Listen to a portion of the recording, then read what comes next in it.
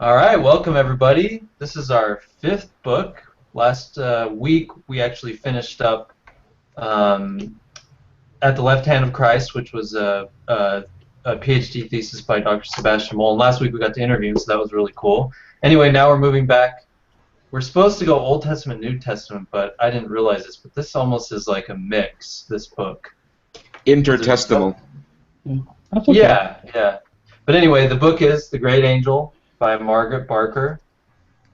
And from what I've gathered, one of you guys might be able to summarize it better than I can, but it sounds like she's arguing that there's a particular understanding, at least among some Jews, between Jesus and Yahweh and how they're related to one another and what that meant for early Christian beliefs about who Jesus was, particularly was he Yahweh or an angel of Yahweh, and she goes real deep into what that means exactly. Is that fair, do you guys think, or does anyone who's read the book or know more about it have anything to add? I haven't gone deep enough into the book to know that Jesus has been tied into it yet, and so you're bringing Jesus into it kind of distracted me for a second there. I don't think she's talking about Jesus, or at least in the first 3 chapters, she's certainly not. She will say that eventually. Okay. Yeah, the only reason I mentioned it is because I read the back cover, which gave a brief description, and then okay. And then, but again, I don't know exactly how prominent that is. I'm just guessing because I just got the feeling from what we did read that she's kind of going that direction. She's mentioned Jesus 2 or 3 times in passing so far in what we read. It's obvious that she's going back and forth. It's obvious that part of her thesis has to do with the influence of this thinking to early Christianity. That's obvious. Yeah.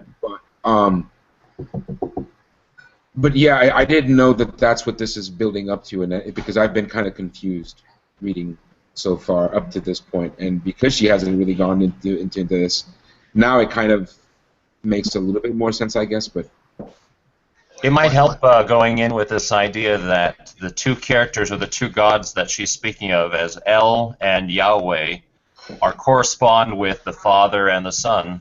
Right. Okay, yeah, that's obvious. I actually saw that connection. The Father and the Son is described in the New Testament also, right? Exactly. So, as we said right before we went live, the basic premise is that Christianity represents an earlier version of Judaism, then eventually took hold and when Judaism was reformed at the time of Josiah. Yeah. So it's pretty heavy stuff when you think about it. It is, and one thing that she said, I think in the introduction or maybe early in the first chapter, was like she's real upfront about presenting this as like, here's one more hypothesis that I thought up that I think makes sense. That's a way to understand some of this some funny, peculiar things in the Old Testament, like the different names for God and how it appears like in some parts it seems like they're talking about them as if they're definitely 2 separate entities, but then there's other times where they seem to be equating, Yahweh and El as if they're the same thing. And she's trying to make sense of this and then relate it to early Christianity in some way, which I'm assuming she'll get to in more detail. But that's kind of what I got just from the beginning. But I like that she said, this is just one more hypothesis. Who knows if it's right? She's making her case, but I like to be upfront about that. Is in that book, Kyrios Christos. Have you guys read that one?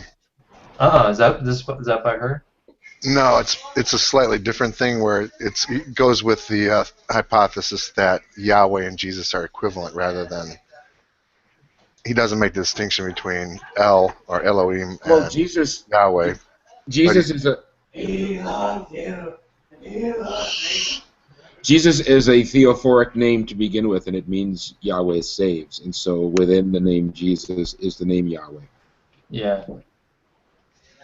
Right, and it just expands on that idea that he doesn't make a distinction in that book between God and Jesus. That's not his thesis, but he's basically saying that God, Yahweh, Jesus are all equivalent. isn't that what Margaret Barker's getting to, or is she saying Not that- exactly. Okay, so so Jesus is going to end up being an angel of Yahweh. In the sense, yeah, in a sense, or in other ways that Christianity is A son looked at Jesus. of El. Yeah, that he's equivalent to Yahweh, but Yahweh is the son of El, Right. rather than actually Yahweh equals El. She's That was a later development. She's going to say that the angel of Jehovah is Jehovah himself, and that was Jesus. Jesus is Jehovah, but he's not El. He's not the Most High God. The Most High God is the Father. Okay, so this is really more about if Jesus is God, what does that mean exactly? Is he Yahweh or is he El, the Most High God? And if you read the book, it's basically you have to evaluate her arguments as opposed to other people's takes on the same literature and materials. And the way she brings in different stuff. I mean, if you go and look at all the references to the Talmud and all the intertestamental literature and stuff like that, if you take the time to actually do it, or even can find it, then you can make that determination along with her, I guess.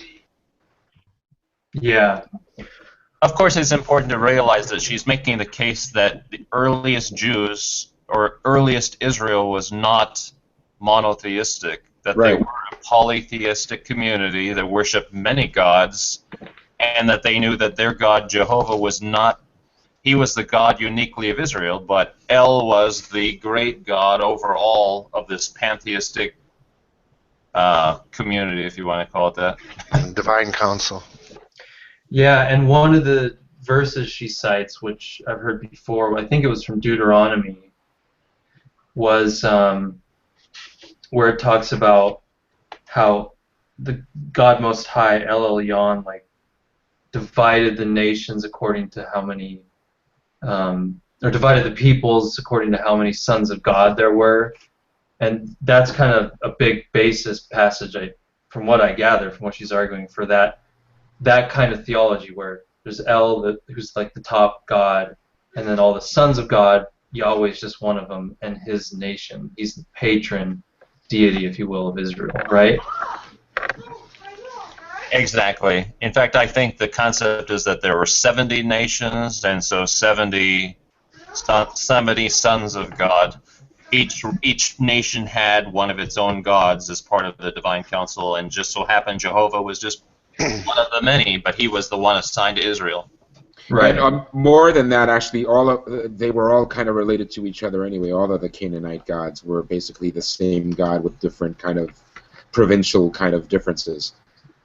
Yeah, and that's the other important thing too. That we all of us here obviously probably heard a lot about it because the Bible Geek and stuff. But for anyone that doesn't know about it or ends up watching this video later, this whole pantheon idea of the Hebrew theology seems like it really comes out of Canaanite, or very similar to Canaanite pantheon, where there's again El, who is the chief god of this particular Canaanite pantheon, and then there was Baal, who was kind of like the equivalent of Yahweh, one of the sons of El, one of a council, and then he was also a storm god, which in the Psalms Yahweh is described as a storm god and stuff like that. So there's huge parallels between this form of Israelite theology that Barker's saying was preserved throughout the Second Temple period and even up into early Christianity, that has close parallels and links to the Canaanite ideas. Yeah, but she really doesn't go into it much. She more or less says that the henotheistic, or maybe you might say monolatrous type of Judaism was what she's dealing with. She really doesn't go too much into any Canaanite or pagan roots. Because what she's saying is that there was a more authentic Judaism, which was kind of like a monolatry. Right. Yeah, and you're right. She doesn't really go too deep into the Canaanite thing, but I did notice she at least mentioned the similarities of that divine council, chief god idea. She did definitely mention the links there. Page 20, she says, "But there is none against the Canaanite high god El." And Anyway, yeah, she talks about it here and there, but yeah, it's not a huge thing. John, does she actually use the word monolatry, or I guess the reason why I'm talking about that is because she believes that the Jews worshipped Asherah, for example, that they worshipped different gods before Josiah's reform. So in other words, it wasn't just a belief that there were many gods, but we only worship Jehovah. They actually actively worshiped many gods before the reform. Right. We She have does mention that, yeah. we have archaeological evidence to that. Actually, there's a gentleman named Lawrence Schiffman who did a really cool talk about that stuff. We found actual shrines throughout the entire hinterland in the Palestine region of shrines of Yahweh, and then inscriptions of shrines that say "and his Asherah," Yahweh and his Asherah. So there's archaeological evidence, which raises the question of why isn't this tradition, which is attested everywhere in the region, is it not attested in the Bible, which is the book that is supposed to be the tradition's safekeeper, so to speak, you know? Yeah, this is where, I don't know, I disagree with that a little bit, because I think it actually is well attested in the Bible, like especially in the like First and Second Kings and Chronicles, like when it's going over Josiah. No, Asherah is mentioned. Asherah is Right. mentioned, but Asherah is always mentioned as an outsider, as an outside influence. Asherah was a lot more inside than that, is the point. Well, and it talks about too, like during the reforms, it says like they took all the other gods or idols or whatever out of the temple. So even that book is telling us these things were in the temple in Jerusalem, according to this text. But Right. yeah, they're treating all these other idols or deities or whatever as if they're outside, because that's who we're reading. We're reading Right, the Deuteronomistic reformers, and they don't like that stuff anymore. So Right, you know, but nevertheless, well into the I would say the intertestamental region, these practices were still in place. We have archaeological proof of that. right, and that's a good thing to note too, because it seems like she's agreeing that, or she's saying that it seems like if you're just taking the biblical narrative, that the Deuteronomistic or Deuteronomic reforms, however you say it, were like widespread successful, and since that moment forward, maybe a little after a struggle or whatever, pretty much Judaism as a whole was Deuteronomistic. But she's saying no, not really. We don't know how widespread or how successful these reforms were, and more than likely, and this is a big part of our argument from what I'm reading, like these older forms of Judaism did actually survive. I think that Reform the further you got from the temple, the less hold they had, if you know what I'm Yeah. saying.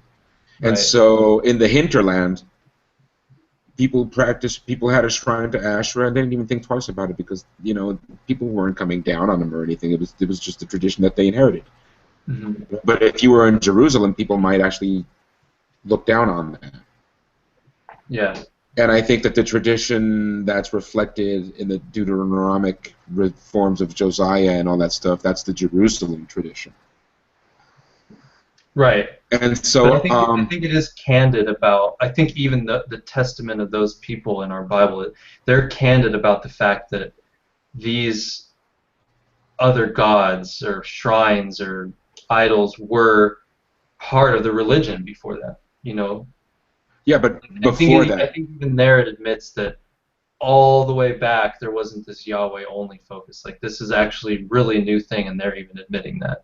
yeah, well, that's kind of part of her point. Okay, yeah. Did anyone else want to chime in, or do you guys want to go chapter by chapter? We're kind of covering a lot of this stuff in I general. wanted to start going chapter by chapter, yeah. Okay. Starting with the introduction, of course. And Yeah, I in the didn't have much to say in the about the introduction, she's dealing a lot more with the New Testament. She starts out talking, Jesus was worshipped by his followers and hailed as Son of God, Messiah, and Lord. And then she's summarizing her argument through here that those titles are in the earliest stratum of Christian documents that we have. They're not something that appeared to develop later. And she cites certain Christian hymns that are in the writings of Paul that have those elements already in them, which seem to be our oldest stratum of Christianity that we have extant. Right. There was one passage too that. Yeah, in Luke and Mark, Jesus is described as Son of the Most High God, or of El Elyon, which is how Yahweh is described in that passage of Deuteronomy, which John posted, Deuteronomy 32:8, where he's one son of many among many under El Elyon. So even in Luke and Mark, he's described as the son of that particular God, not of Yahweh. Yeah, she says Jesus is never described as the son of the Lord, which is Yahweh. Yeah.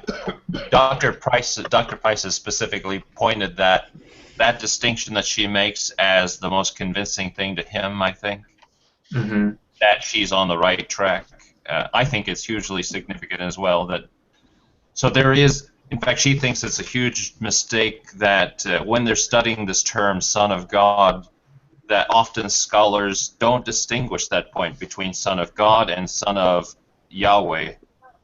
But then when we look at it, we always see that the sons of God are all heavenly beings, whereas sons of Yahweh are all humans, basically, either the king or the nation of Israel. Right. And I like that she highlighted, I might be going a little bit into the first chapter, I don't remember, but she really emphasized just how diverse the meaning of that term is, Son of God. It could refer to Yahweh being literally a son of God El, and there's other sons of God, or it could refer to King of Israel, like King David, or it could refer to what was the other one? The Messiah. So it referred to a lot of things, not just necessarily a son of Yahweh. And that's the title of the first chapter, too. Yeah, they're kind of short. Yeah, they're not that bad. Anything else on the intro? One thing she mentions in the intro, but doesn't delve into very deep at all, is that the discovery of the Dead Sea Scrolls has forced us to redraw the picture of Judaism in the time of Jesus. Many of the old certainties have been destroyed by this new knowledge. Many of the sources for the New Testament background studies, the writings of the rabbis, Gnostic texts, have now been shown to belong to a period 2 or 3 centuries later than the time of Jesus. So she's basically saying that most New Testament scholarship has had incorrect information about what Judaism was about during that time. Right. And I'd like to hear more about that idea. Yeah, I got the feeling she's just referring to like she said, we didn't have the Dead Sea Scrolls at that time, so we just assumed Judaism was like it was during Jesus' time, or afterward, like rabbinic style Judaism, where it's or just Or what we afterward. assumed was true from the Deuteronomy. We don't know. Part of the question was brought up just because we don't know what the Judaism during Jesus' time. All we have is the Gospels to tell us, and they all hate the Pharisees, and so we can't really use that. It's for the same reason that we can't really trust Tertullian or Marcion. Right. Yeah. She goes into it in later books. And she's going to stress the importance of literature, that apocalyptic literature that has this mentality that's different from Talmudic Judaism. For example, First Enoch, in my opinion, is going to be her main focus. I think she thinks that's a treasure trove of information that shows the mentality of the early Christians and pre-exile Judaism. I think she's kind of a go-to expert on Enochian theology and stuff like that. The thing is, though, she extensively covers it in the Older Testament, so it's not going to be gone into detail in this book. It's going to be mentioned. Oh. But a lot of the detail you might want to see, you're going to have to read her earlier books. My first hangout of book club hangout was the Moll book, and I don't know what you guys read before, but the one that you guys read before that was the Old Testament book, right? Yeah, Bible Unearthed. In what way would you say is this related to this theme, or not related to this theme, or? Well, one of the things they definitely cover is just in the other book is, like you said, the archaeological evidence for how polytheistic Israelite religion was. Well, And into then, the intertestamental period, and this is what's really important about that.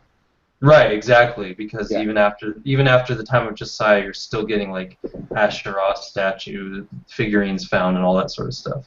Okay. That in that way it does tie into this. That quote, Leon, that you mentioned earlier, that inscription about referring to Yahweh and his Asherah, that was quoted in that Finkelstein text.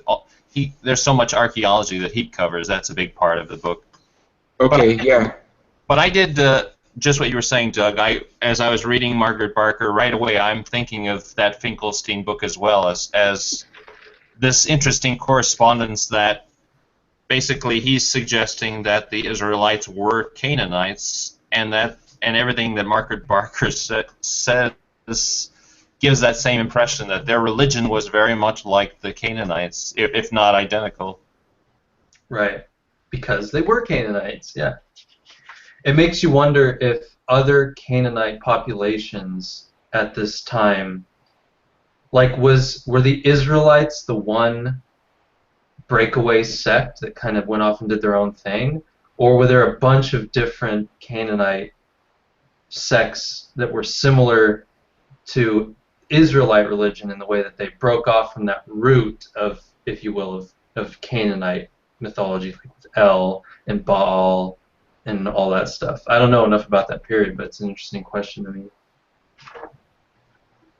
Well, she goes into some detail in comparing and contrast Yahweh and Baal. Mm-hmm. She seems to think that they're kind of similar expressions of, and they're kind of both. It's like saying they're both sons of El, or Elyon, or whatever the word you want to use. Yeah. I think it was in chapter 2 she goes into detail.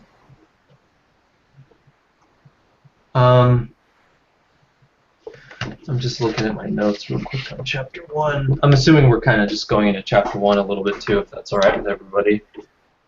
Someone had something again on that intro. I think we covered the intro, not really organized in a manner, but I think we covered everything that's said there. Okay.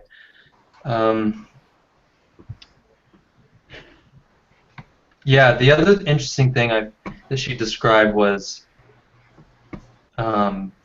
the I guess perception or the role of the king and how he related theologically.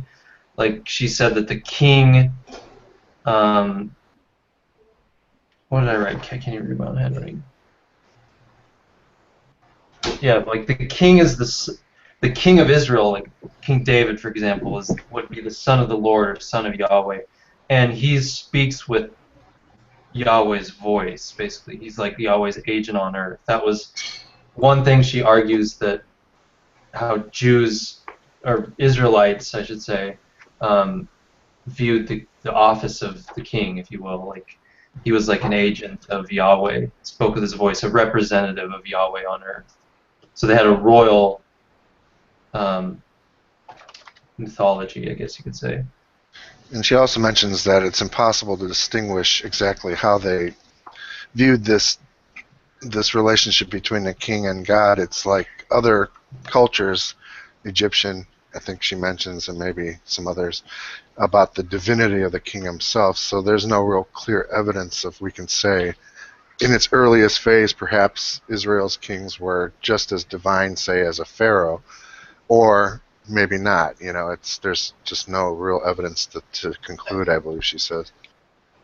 The other interesting thing too is, like, she compares it to these other cultures that seem to have some divine relationship when it came to the king, but one of the things she talks about too is how before, like Wayne said, the discovery of the Dead Sea Scrolls, there was this version of Judaism a lot of scholars had, which was the Deuteronomistic version. That was normative Judaism at the time. And so that would make the idea of a divine king seem not as palatable to Israelites if you're taking that view as this is how Israelites thought. But now that we know that, or at least she's arguing that that really is a mistaken view and that they didn't have this strict boundary that here's Yahweh, he's the one divine being, and then everything else. But I have this funny feeling that she's going to try to destroy the documentary hypothesis. And are you prepared? Are you standing by for that, John? Are you bracing yourself? Yeah, she's gotten into that a little bit in chapter 3, I think. But my question is, could somebody summarize in a couple minutes here quickly what in the Dead Sea Scrolls she's referring to? I mean, do we actually have Enoch in the Dead Sea Scrolls? Is that part of what she's referring to, or? I think so. I think that's part of it. Yeah, I think there is there is Enoch in the Dead Sea Scrolls, I believe.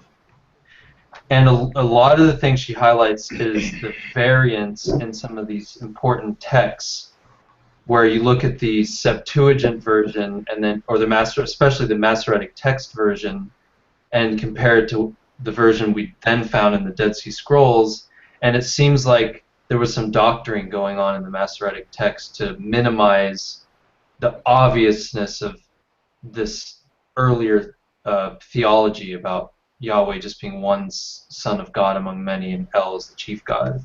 Don't forget that the Septuagint had a reading of angels of God. Right. And what did the Masoretic text change that, right? To sons of Israel. Right. And but the Qumran text said sons of God, right? Right. Right. Yeah. I can even show you the fragment. Present it if you want. So yeah, I mean, it just shows that the original is closer to the Qumran than it is to the Masoretic. So. Yeah, because obviously the Qumran texts are an earlier witness. Well, they literally are earlier texts. Well, so. They're the earliest we have for sure. So. Yeah. And there was several other places too that she mentioned where the Masoretic texts seem like they're trying to doctor this idea up. So anywhere this weird earlier pantheon type of theology shows up, it seems like there's variants that try and minimize it, like changing sons of God to angels of God or sons of Israel. It happens in the Targums a lot. The Targums that are part of the Dead Sea Scroll library, they change that kind of stuff all the time. There's one place in Job, I think, where it says the Targum changes it so that there's no double divinity going on. And I'm sure she's going to probably mention this one verse. I haven't seen it yet. Mm-hmm. And one of the huge parts of her argument so far is going through a lot of scriptural argumentation and evidence. Like, she's citing all over the place, Daniel, Zechariah, Exodus, everywhere, and how like El and or Yahweh are described, whether they're being made equivalent or clearly talking about as if they're separate. And then same with the angel of Yahweh, which is a big part of her argument. Is it Yahweh himself? Is it an aspect of Yahweh? Is it literally a separate entity, like an angel that we now think of it? That's the $64,000 question, which she's wanting to answer, I guess. Yep. That's the digital version of the fragment from the Dead Sea Scrolls. Okay. Oh, cool. So yeah, verse 7. Last line there, yeah. Bene Elohim. Last line. Sons of God. Okay. So I didn't get a chance to look up all the scriptural references she has in this chapter when I was reading it. I didn't really leave myself enough time to get this read, even though we had a couple of weeks. Did anybody else go through and check these scriptural references as they were reading? Look them all up? Yeah, because I have it digitized in Logos. I you didn't agree look with them her? all up, but I looked a lot of them up. Do you agree with her readings on all of them, or do you think there's some of these examples where her readings are tenuous? I didn't find anything I disagreed with, really. Wayne, if you have anything in particular, we can discuss any particular text you have in mind. I don't, 'cause I didn't get a good chance to look at them. I need to go back and do that again. Well, some of the ones that she actually put in here, like cited, I actually thought that some of them were a little tenuous. Like, I thought that it's almost like there's her interpretation of it, and you can kind of say, okay, yeah, I can see how maybe in this case, for instance, Yahweh and the angel of Yahweh are meant to be the same thing. But then I also thought, well, it wouldn't be that far stretch or that much of a stretch to take it the other way, as if they're separate. So I can almost kind of see it as like equivalent as far as what's the best way to understand it. So I wasn't totally. I found myself actually thinking that at several points when she cited some of these passages, especially in chapter 2. But you know, Doug, that that weird nature, I would say she's not unique in her treatment of the angel of the Lord, in the sense that there's a weirdness of sometimes it's Jehovah himself, sometimes it's a separate angel. That confusion, I think, is in the text, and many people pointed it out. I don't think it's unique to her interpretation. It's weird on the face of it, I think. Yeah, so the text itself isn't clear, is what you're saying. I think it also helps to actually read some of the other stuff, like her references in chapter 1, the Jubilees, and 2 Ezra or 2 Esdras, or also known as 4 Ezra. If you read a lot of that stuff, these other references, then it starts to seem a little bit more plausible. But if you don't, if you're only looking at the biblical references, then yeah, some of it needs to be interpreted in light of other types of literature. She does make a passing point about some of these references or some of these separations being just like a chiasmus, like saying something and then repeating it but using a different word for it. She did that sometime at the end of chapter 2, and I think she's covering all the bases. You know, she's not closing it off. And I thought Wayne was asking what I thought of, or what we thought of her alternate translations of some of the biblical passages, that's what I was commenting on. I did not find any fault where she would give one translation, and if you looked it up, you know, saying the King James, it would be different. Yeah, a lot of times it is. But there are also other English translations that do support her translations. That's what I thought Wayne was asking about. No, I meant to ask about her interpretation of the passages, and whether you thought she was getting it from the passage or reading her own ideas into the passage. Mm-hmm. I don't think any argument is slam dunk and ironclad, so yeah, there's always room for debate and for disagreement. That's a good point, John, that I wasn't thinking of when I was reading some of these passages, where I was like, well, maybe it could be taken that way. But yeah, putting it in the context of some of this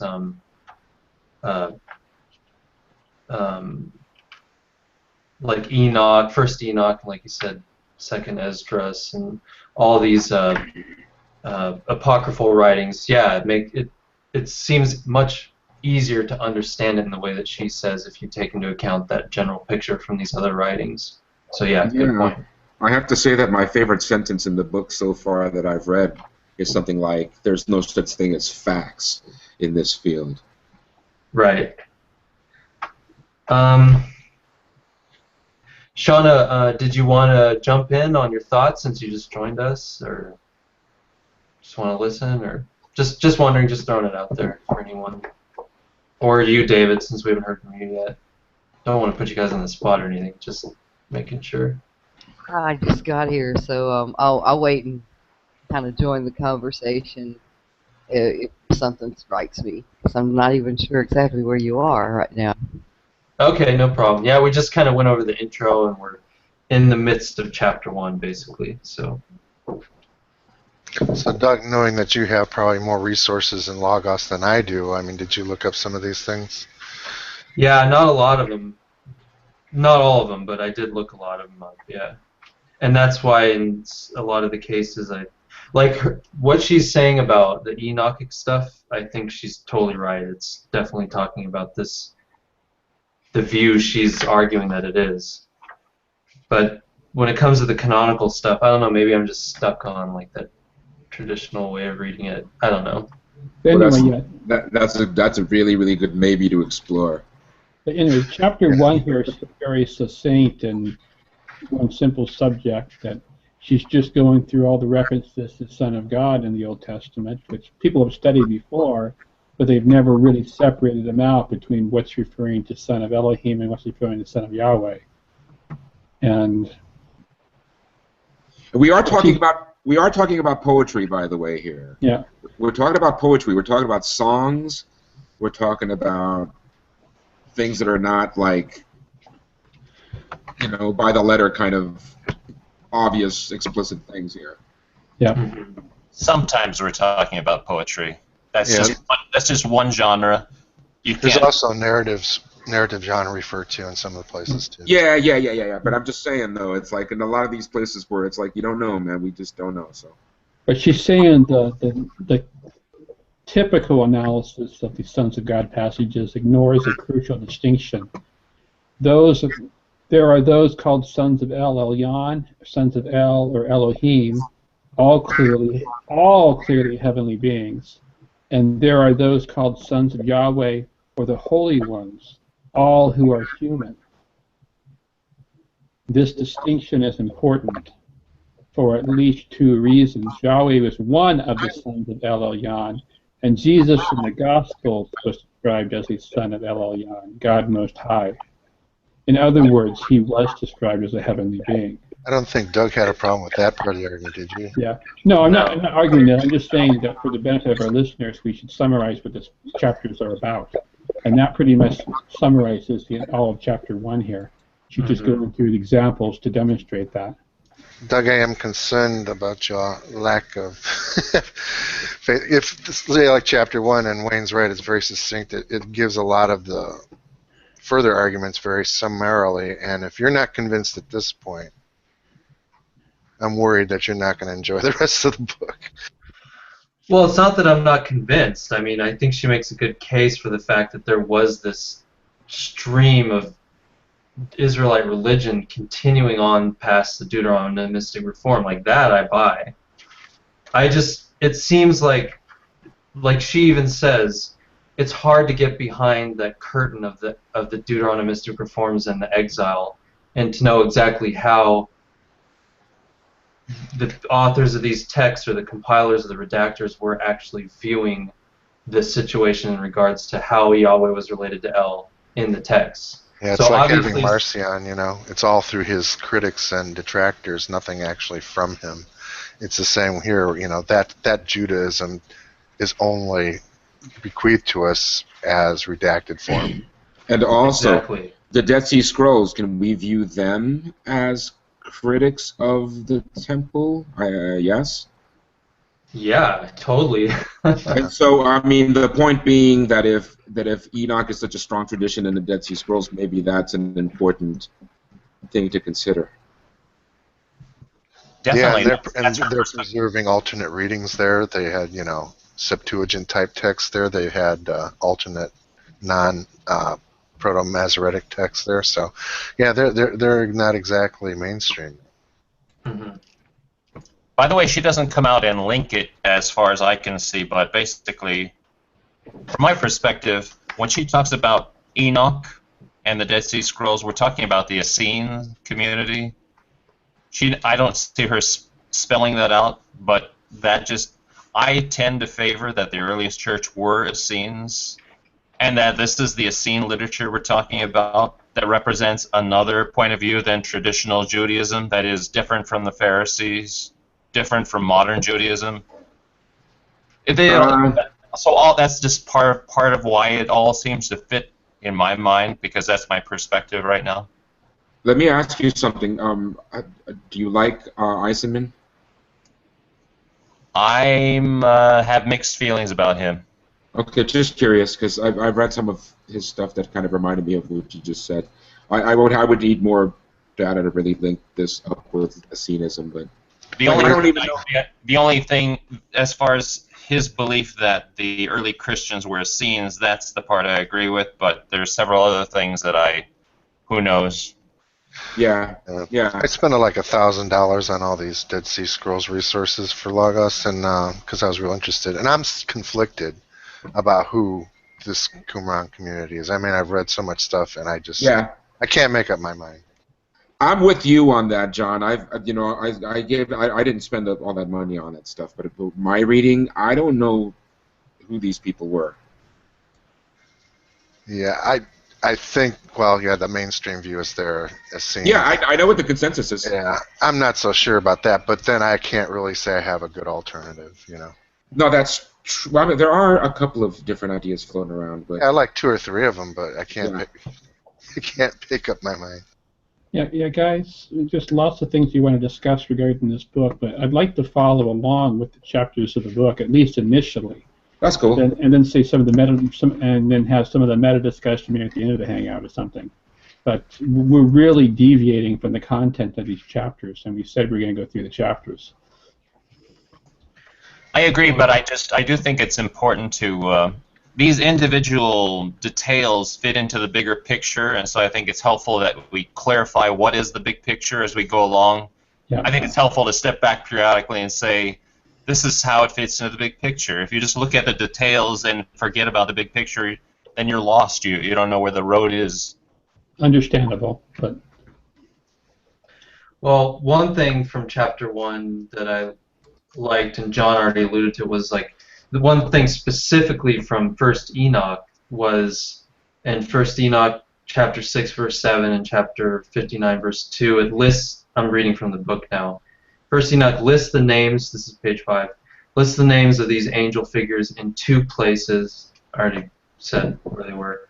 Most of the names end in L, which is the name of the chief god, meaning God. Kokabiel, which means star of God. Tamiel, or Tamiel, meaning perfection of God. Barakiel, the lightning of God, and so on. Were these angels then envisaged as aspects of God, manifestations of God, rather than as separate divinities? Notice that they do not have names compounded with Yahweh, except in the Apocalypse of Abraham, where there is a great angel called Yahwehel. But yeah, so the sons of God that are mentioned in that Deuteronomy 32:8, 1st Enoch seems to kind of like be naming them. Am I getting that right? Naming some of them? And they're all theophoric names with L at the end, not Yahweh or whatever. Was I reading that right? That is interesting to know. This is one of the things I'm enjoying about this book is she seems to have a lot of freaking knowledge about stuff like this. And, like I never knew that. It's pretty cool. Yeah, that was all one the thing. all the angels are related to God by name. That's kind of cool. I didn't know that. Yeah, she does go into depth on the names a little bit later. I don't know how far later. But I thought that was kind of cool.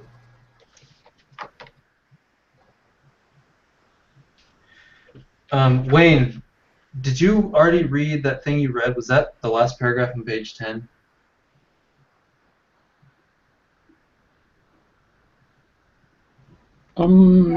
Possibly, but I don't remember. I jumped back and forth a little bit. I'm sorry. Okay. I think it was actually an earlier page. I think it was page 4 that I read. Okay. Well, I'll just read it, but if it is what you read, stop me. But I liked it, and it's a good kind of big picture thing for chapter 1. This is at the bottom of last paragraph of page 10. All the texts in the Hebrew Bible distinguish clearly between the divine sons of Elohim or Elyon and those human beings who are called sons of Yahweh. This must be significant. It must mean that the terms originated at a time when Yahweh was distinguished from whatever was meant by Elohim, Elyon. A large number of texts continue to distinguish between Elyon, and Yahweh, Father and Son, and to express this distinction in similar ways with the symbolism of the temple and the royal cult. And the literature she's talking about, presumably, is the stuff we mentioned already, and she mentions 1st Enoch and 2nd Esdras and She's even trying to show that there's still traces of it even in the canonical literature. So. Can I ask another question just by way of analogy? Just comparison to the logic she's using here? Yeah. In the New Testament, there's really a difference in how the Holy Spirit is spoken about and how God is spoken about. They're used in different contexts. But do you really think they're meant to be different characters? Or is it just tradition to speak about, you know, in different ways using those terms? Good question. I mean, it seems like she's struggling with that very question, but in the case of, like, angel of Yahweh versus Yahweh or El versus Yahweh, like, she obviously has her viewpoint, but she acknowledges that, you know, it's hard to figure out exactly what they meant by and how they related these terms to one another at the different stages through time and different sects of Judaism, you know. So in the case you gave, like the Holy Spirit versus the Lord in the New Testament, especially in Acts, like, is the Holy Spirit this totally separate thing, or is it an aspect of God? What is it? Yeah, it seems like the language is simply idiomatic rather than trying to make an actual distinction. It's just idioms that have become commonplace to use. Idiomatic and also provincial. I think that all of the different tribes, other than the Hebrews and the Israelites, all of the tribes, I think, would have had their own regional counterpart to Yahweh, kind of, as their tribal, let's say, God. But I think they all would have recognized the concept of El to be kind of the big domain under which the subroutine is the little tribal ones. Like, does that make sense? Yeah. I do want to ask another meta question here too on her overall thesis. She's trying to claim, you know, that Christianity has remnants of First Temple Judaism in it, and, you know, and goes back, you know, remnants of theology from before the Deuteronomic reforms. So one thing I would expect to find, if that were the case, is Christian texts kind of arguing against or countering some of the highly Deuteronomistic passages, you know, in the Old Testament, and the passages in Isaiah that say Yahweh and El are the same person. I don't see anything in early Christian literature that argues against those. I'm not sure I'm following your question. Well, if the early Christians believed that El and Yahweh were separate characters, did they have responses or discussion of, you know, or did they talk about Old Testament passages that claim they're the same character? Yeah, and were they contending with the other forms of Judaism that thought they were the same? Exactly. Yeah. If her thesis is true, there should be some evidence of that contention left in the record. It seems to me like the whole complex angelology and there being a Yahweh and an El, it's very reminiscent of the kind of universe envisioned by the Gnostics. And I'm wondering if this older religion that she's talking about, or this strain of Judaism, was actually expressed in the Gnostics, and rather than you know, the quote quote Orthodox Christianity that we know today. That's an interesting idea. Like maybe the divine sparks are the sons of God, that type of thing. Well, yeah, and of course, if El is up there, he might be, you know, the one that, you know, is above all of the rest of us and all above the universe. And then Yahweh is more like the demiurge, or like the next step down, and then all the angels that serve him, like in the pantheon below that. Of course, we've all been reading the book about Marcion, and so that thought crossed our minds quite a few times during this reading, I think I would predict. Actually, I didn't even really think about the Gnostic relationship personally. Well, no, just the Marcionite God versus demiurge kind of combination. Yeah. The issue I have with this, I know there's a Jewish Gnosticism, but most of the Christian Gnosticism we know of is more on the Gentile wing of Christianity. So they seem to have less connection to Judaism. Well, not necessarily. There's a whole strain of Sethian Gnosticism, and a lot of the Gnostic literature is very heavily Jewish, and not just from the Old Testament. Well, I would say some of Philo's ideas are proto-Gnostic, but I wouldn't go as far as calling them Gnostic. But I think that Gnosticism did come from a Jewish direction. Let's say it that way. I have a question about this angel of Yahweh thing. Is the preposition in the Hebrew, does it say angel of Yahweh, or does it say the angel Yahweh? Because, like we might say, King Richard did thus and so, and then other times might call him just, or you might say the giant Goliath took on David, and then Goliath did so and so, and we'd be talking about the same person. Right, but it would be like angel of. You would need I guess we would need somebody who's pretty proficient in the Hebrew. We don't have anybody like that. Yeah, I don't speak Hebrew at all, so I can't help you there. But I can tell you that in some old languages, especially in Greek, they don't necessarily use prepositions for these things. They'll just have the word in a different case. Just like the difference in English between his and him. They're two cases of the same word. Him is used as referring to a subject or object. Or I mean, just for an object, he for a subject, and his is used for like a possessive and stuff. Well, like the word holy in Greek for like holy, Holy Spirit. We might say Spirit of holiness sometimes, but the Greek wouldn't actually say that. It would just have the word holy in a genitive case. But I don't know about how Hebrew does it, though. Hebrew might do a whole different type of grammar. I don't know. That kind of stuff is included in there. Yeah, they don't have a separate preposition.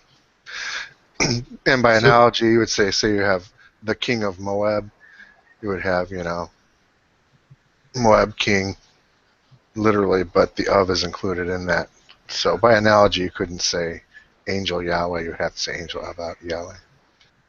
That makes Shauna's It's the same. suggestion. That makes Shauna's suggesting an interesting, viable problem there.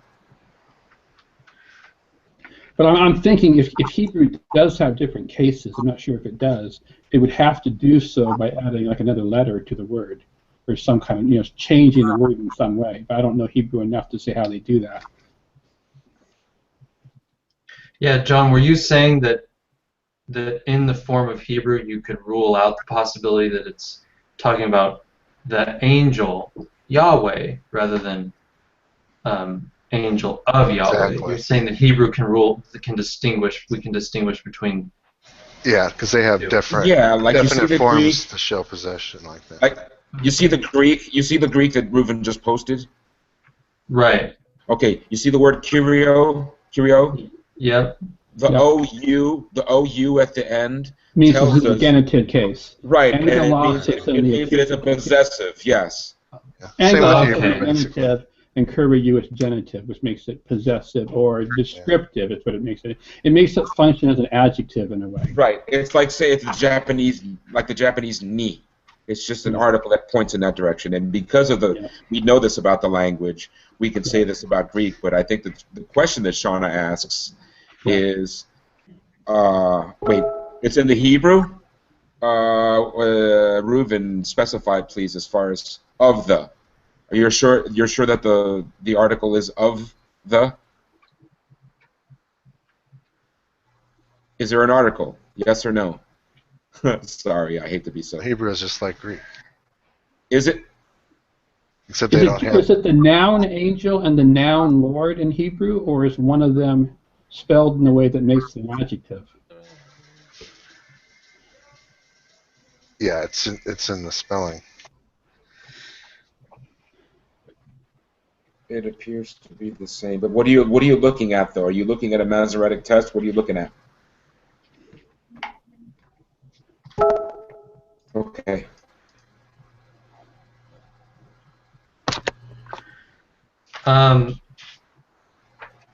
Well, in either case, I mean, I think the question still is, are they actually? Is this angel of Yahweh actually something separate from Yahweh, right?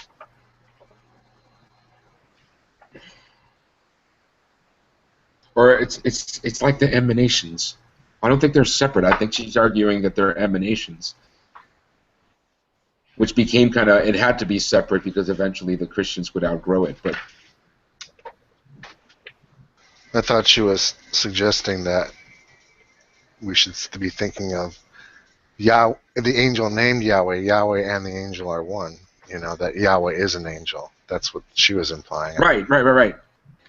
Yeah, because sons of God got changed to angels of God, right? So, yeah. So if you're keeping the category there, sons of God became angels of God, and since Yahweh was a son of God, now with the new terminology, he's an angel of God, right? By the commutative property. Yeah. Except they probably didn't demote him like they demoted the other ones. Or the text of the Septuagint just reflecting a different view of that passage where they just don't want to say sons of God, so what can we do? Well, we'll just equate angels with the sons of God. So, you know, and they're not saying that, because it's not universally accepted, and certainly not by the Hebrews, that Yahweh was a son of God. He was always El, he was always chief God. So, you know, we're making a distinction that the Hebrews wouldn't even think of. They're Orthodox Hebrews. Right, yeah. Malak Yahweh. So it's King Yahweh. Is that what it means? No, Melech is king, Malach is angel. Angel. Sorry. Messenger. So it's messenger Yahweh. Earlier, Reuven was asserting that there was some relationship, wasn't he, in the chat between Melech and Malach and things like that? Right. There's no art. Is there? I know that Hebrew doesn't have any vowels and stuff like that, but is there a way to verify that there is? Because it seems to be it's just two words and there is no of, unless the spelling of the words denotes some kind of a possessive quality.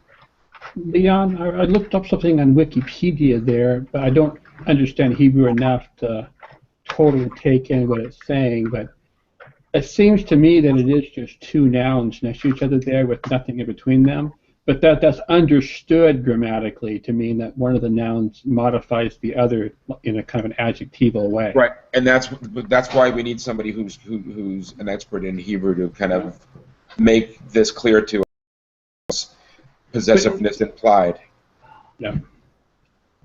Well, the other interesting thing was that we talked about off air that Reuven mentioned was what's that word for when etymological connection between Melach or Melech, whatever, meaning king, and Malach meaning messenger or angel. What I thought when he said that was interesting is this whole chapter, the sons of God. Yeah, Reuven says the root is MLK, so remember the Hebrew no vowels. But I thought what was interesting is the other thing, she's talking about the sons of God, how it was used. You've got sons of God, Yahweh is the son of God, or you've got the king of Israel, King David, for instance, or King Solomon, the son of God. So were there Israelites that saw the office of king as if he were an angel like Yahweh was? Like, it seems like she's trying to tackle that question. You know what I mean? And there's something interesting there, intriguing there, because of the closeness of the words angel or messenger and king, and then the closeness of the actual concepts of the two things, angel and king, when it came to this, what she's talking about, this royal theology. How divine exactly was the king, and what did he represent how was he related to Yahweh? You know, was he ever thought of as being Yahweh on earth? You know, so I think that's whole complex is interesting. Well, I think most kingdoms develop that some kind of an idea of divine right of kings, though. And then, yeah, that's true. And then when you bring Jesus into the picture, he's described as king and the son of the God Most High, which is what Yahweh was described as. So if Yahweh's an angel, just like Jesus is, they're both sons of God, and they're both kings, which the word itself is related to son of God, or to angel. Maybe we're really talking about the same thing here. Maybe they're Israelites who really didn't necessarily see the distinction between king, Melech, and Moloch, or messenger versus king. Maybe it was at some point, or to some Israelites, the same kind of thing. I don't know. I want to go back and try to answer Shauna's question again. Like I said, I'm not an expert at Hebrew at all. I'm an amateur who's just using Wikipedia really quick to try to guess some things. But I was looking up appositives in Hebrew to see how they would be grammatically constructed, and I basically found nothing.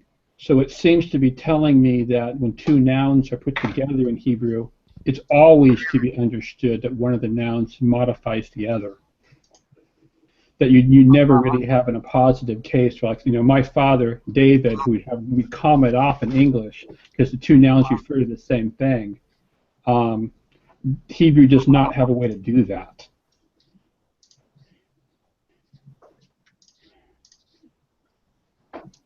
So you're saying we actually can't distinguish whether it's meant to be possessive or descriptive? I'm saying possessive is too specific. But I'm saying that it's definitely what's called a construct state, where one of the nouns is meant to modify the other. Whether the modification is meant in a possessive way or in another kind of way, you know, the source of or whatever. But it's still, you know, two nouns next to each other in Hebrew. It seems what if the two nouns modifies the other? What if the two nouns are King Saul or King David, though? Right. Is it the king of Saul? Could you tell from the Hebrew if it's the king? We're talking about the king of some guy named Saul, or King Saul. Can you distinguish that in Hebrew? King is modified by Saul. That's saying, you know, Saul is king. Yeah. Okay, because those two. Yeah, because it things wouldn't have be in the different construct meanings. state. Okay, I gotcha. It's not 100% clear-cut. I mean, people are arguing over whether the very first words of Genesis are in a construct state or not. You know, is it in the beginning of, or is it because it's, you know, it doesn't follow the regular pattern? Yeah.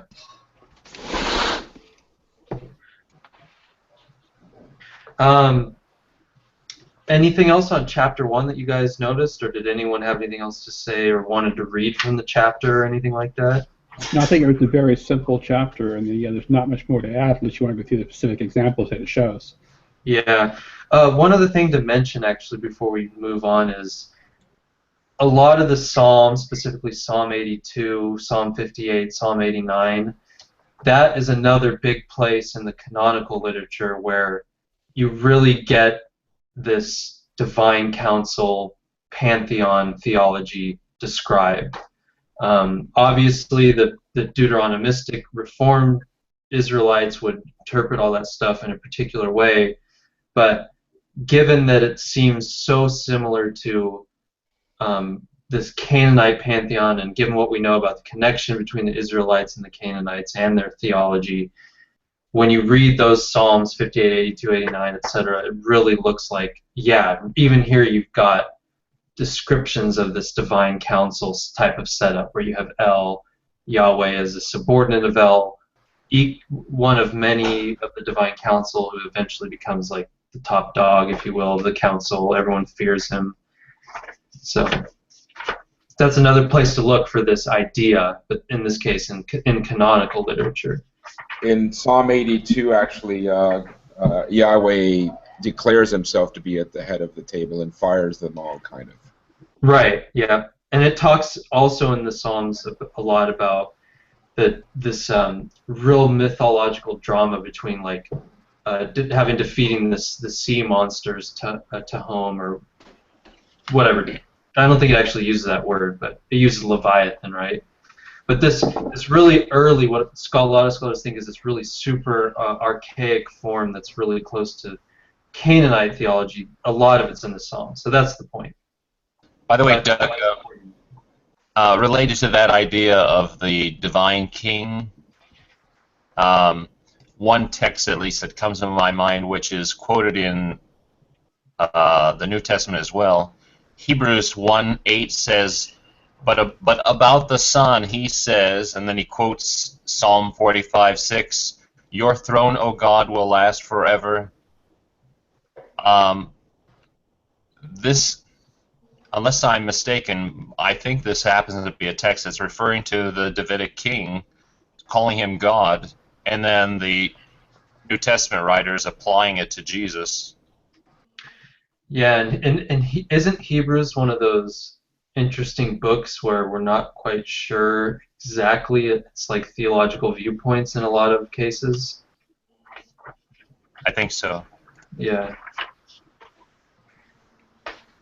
Well, Hebrews specifically. The function of Hebrews, as far as I know, or my understanding of it, the function of Hebrews is to try to persuade the Hebrew people, which are supposedly, in quotes, the recipients of the letter, that Jesus supersedes and supplants Moses, and it puts forth a bunch of arguments that are supposed to be biblical arguments to try to convince the Hebrews that this is the case. It's a really fascinating document because some people seem to think that it's really early. I don't, but some people think it is pretty early. Reuven, what you just put in there reminded me of another important thing Barker mentions in here. In several places, and this is one of them, Hagar sees the angel. Now, I'm just going to read what Reuven put. Now the angel of the Lord, or of Yahweh, found her, Hagar, by a spring of water in the wilderness, by the spring on the way to Shur. So that scene, you guys remember, like Hagar has been cast out by Abraham with her son Ibrahim. No, Ishmael. Ishmael. Sorry. And anyway, she's out in the wilderness and she can't find water. She's starving. She's thirsty. So the angel of the Lord shows her this spring, or guides her to the spring, and then she says after that, "I've seen God," or "I've seen Yahweh, and I didn't die." And so, and this isn't the only place. There's several occasions where the angel of Yahweh appears to someone, and then after this, that person says, "I saw God Himself," or "I saw Yahweh and lived," because the expectation was, if you see God eye to eye or face to face, you die. I think that was the same case with the announcement of the birth of Samson to his parents. It was the angel of the Lord, and then they said the same. They had the same reaction: "We will die because we saw God." Exactly, and isn't and Balaam too? I think she talks about that, where Balaam, the angel of the Lord, appears, and eventually that his donkey speaks to him, and Balaam realizes what's going on. And doesn't he kind of express the same thing? He saw, "I saw Yahweh and didn't die." So it's kind of weird, like the angel of Yahweh is appearing to these people, and they're saying they saw Yahweh Himself. And they're surprised that they didn't die because they saw Yahweh Himself. So it's curious that the text is making that connection there. That was one of her other points I thought was really strong.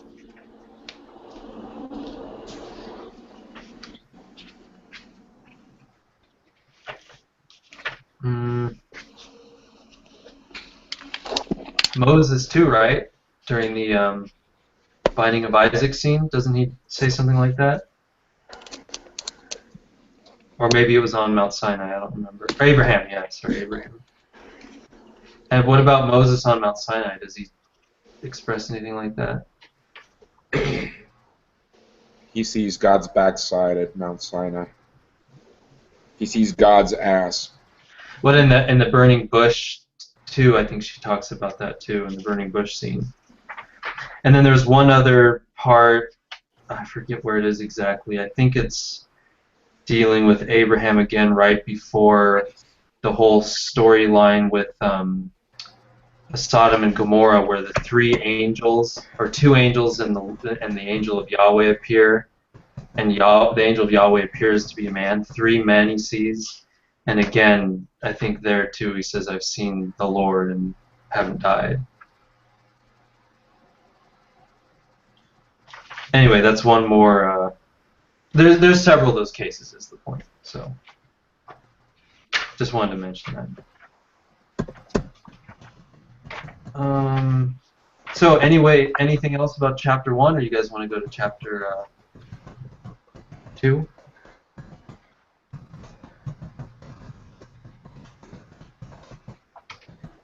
Let's go on. Okay.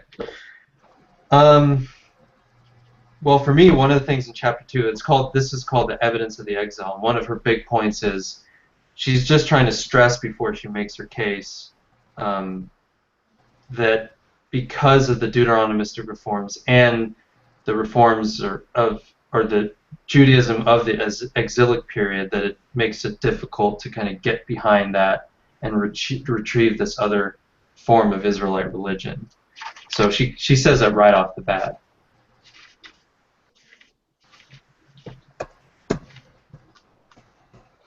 The other thing, the patriarchs worshipped El, and the Deuteronomists appropriated pre-Mosaic ideas into the new Yahweh-only system and dismissed what was incompatible as like Canaanite silliness, you know.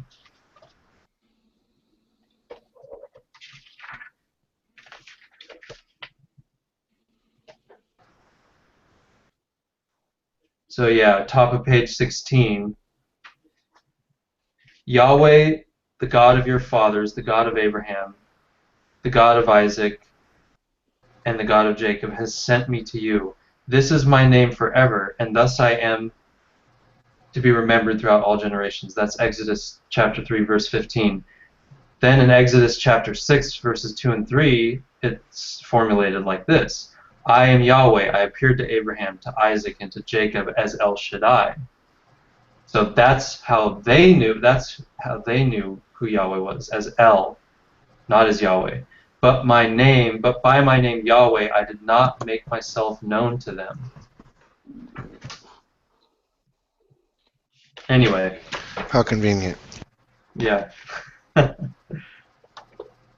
So it seems that the use of the name Yahweh is linked with the story of Moses, both in this Exodus account, and she feels historically that when the Moses story was added later during the Reform, so was the use of the word the name Yahweh.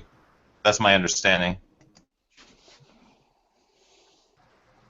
I missed the last part. I'm sorry. That basically the introduction of the name Yahweh as the preferred name of God was added about the same time, or it's linked at least with the tradition of Moses and the Exodus. Before that became part of Israel's tradition, it seems that they didn't use the name. Right, that's what this passage of Exodus seems to be saying, because in the Genesis stories, that's where you get all this like stuff that would look bad to the Deuteronomists, like them setting up shrines, like the reformers talked about them as the high places that they destroyed when Josiah was doing his reforms. These shrines that were set up that we hear about in Genesis, they're going around like what is one where Jacob wrestles with God at Penuel, and I think he sets up a shrine there, or when he sees the ladder into heaven.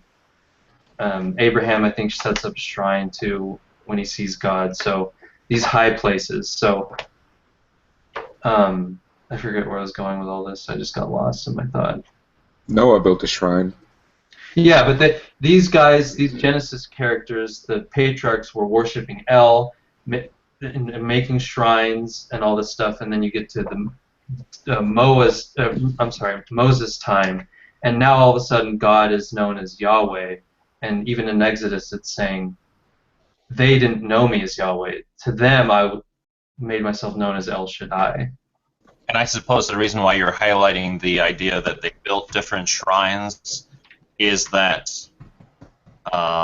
Moses is associated with a fixed place of worship, the tabernacle, which later becomes the temple, whereas before that there were individual, let's say basically you could worship God anywhere, but it was only as a result of the attempt to have a fixed priesthood at one location and build their authority as unique that basically they forbid the use of altars in other places, and that seems to go along with the same that change seems to go along with the change for Yahweh alone.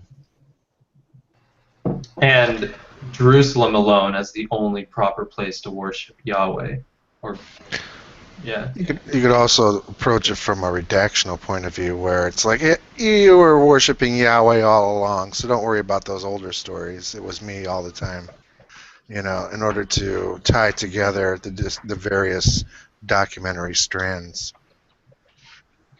Yeah, so that passage then would probably be like attributed to a redactor, right? Not J or E.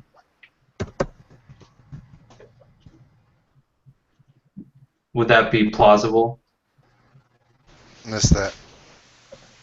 That particular passage in Exodus where he says, I am Yahweh, I appeared to Abraham, to Isaac, and to Jacob as El Shaddai, but by my name Yahweh I did not make myself known to them. That's Exodus chapter 6, verses 2 and 3. There, you would say that's probably the work of a redactor, right? Because he's trying to harmonize Yahweh and El as if they're the same God. I would say that. Sounds right to me too. Yeah. My brain is spinning on the concept of that was brought up a little bit ago about, on the one hand, the worship of El before he was known as Yahweh. He was worshipped basically up in mountains, and there's something about the permanence of the temple that has something to do with this split, perhaps. What do you mean the permanence of the temple? Well, I mean, if like somebody just said a moment ago, I don't remember who, but it became that Jerusalem is the only place where you can come worship. Where before it was wherever you found yourself giving thanks, but usually high up on a mountain, you look for the highest spot.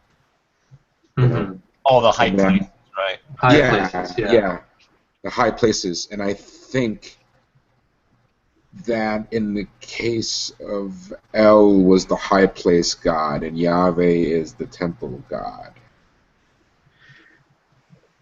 I'm just brainstorming on this right now as I'm listening.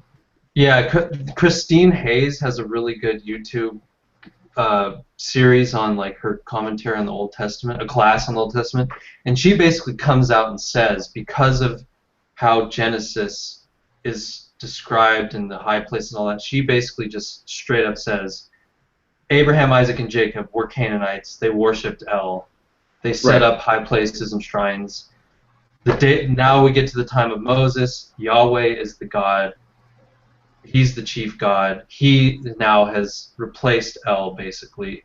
And the redactors and these later Israelites are trying to say, oh, really, Abraham, Isaac, and Jacob, they worship Yahweh just like us. But I just was known to them at that time as El Shaddai, Well, I just wonder, I'm thinking in terms of contingency. Like,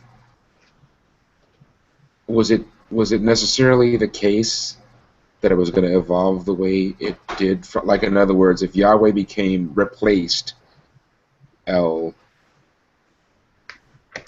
I apologize. I don't really know how to phrase this. I think he did. I think he did replace El. I think, like they're saying, originally he was a subordinate God. He was a son of God or an angel of God or whatever. And well, what's the function?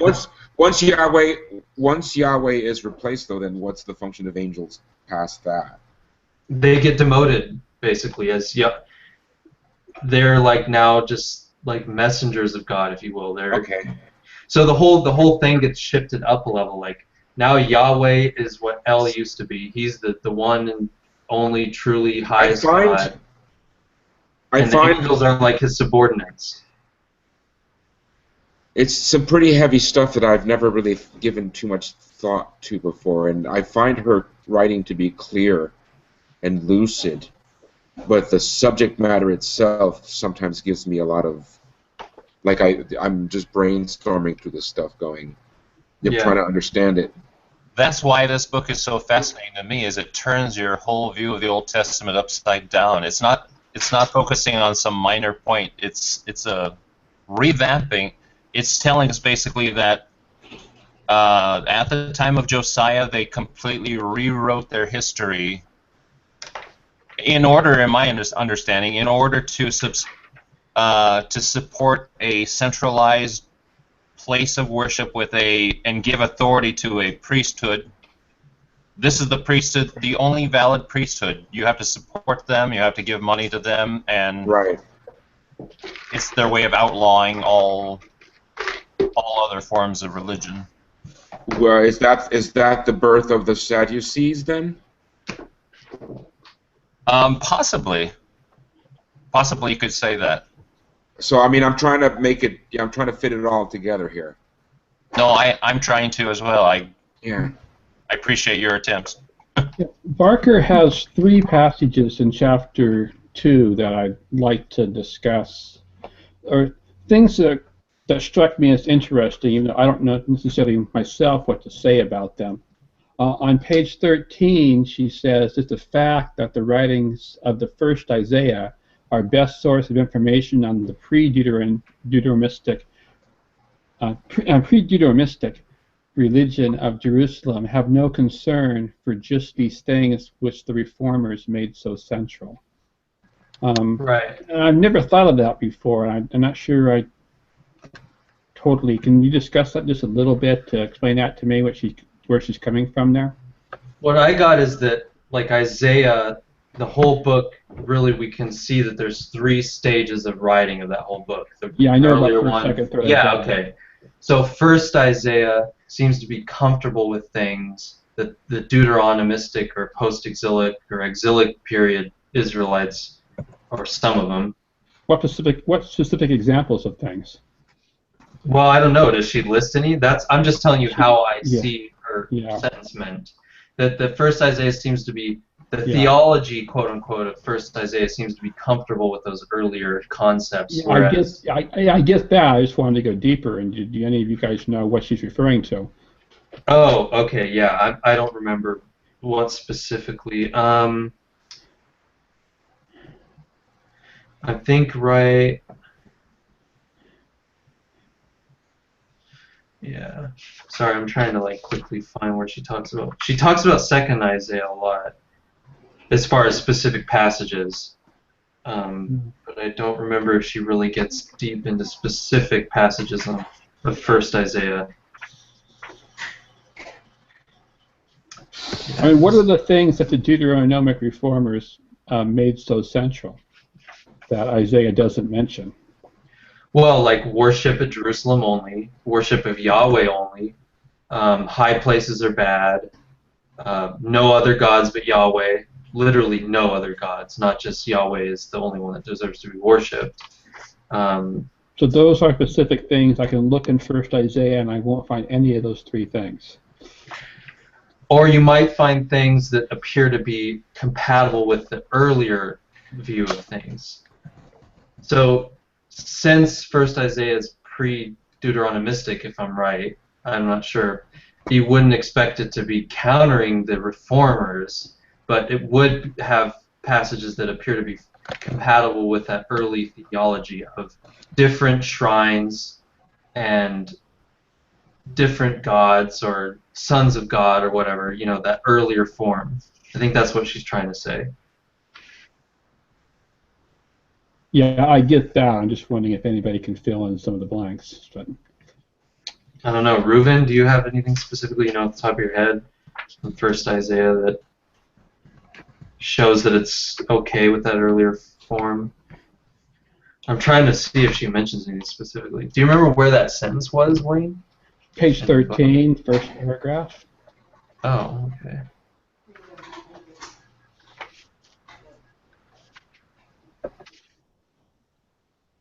It starts with a sentence, "It is a fact that the writings of the first Isaiah." Yeah.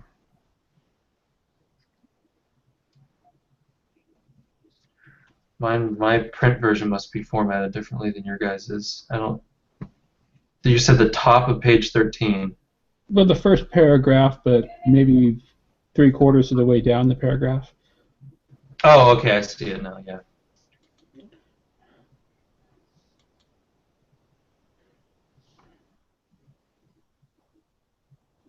It's just that Margaret refers to these interesting facts, and then she goes on to something else immediately after, so she leaves us wanting more very often. Above, I think she describes those things that the Reformers made so central.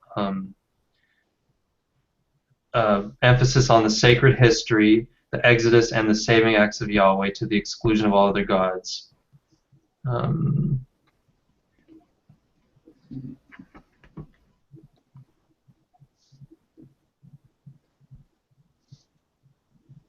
Yeah, I think that's what she's talking about. And then the sentence you mentioned follows the list of those things that the Reformers were principally concerned with. Sacred history, the exodus, saving acts of Yahweh.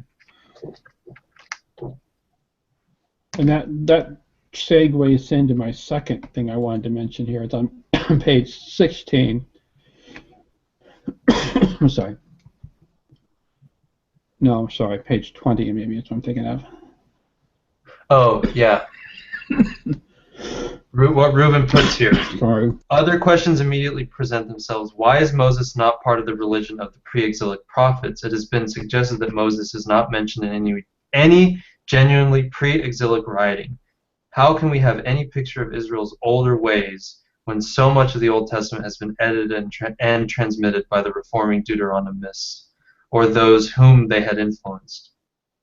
So yeah, I didn't actually know that, but that really helps your case. So when we have early prophetic writings that we know are pre-reform, they don't make any mention of Moses. That's what she's saying. Yeah, thank you. That's actually the exact point I was going to go to next. I just couldn't find the page. Okay.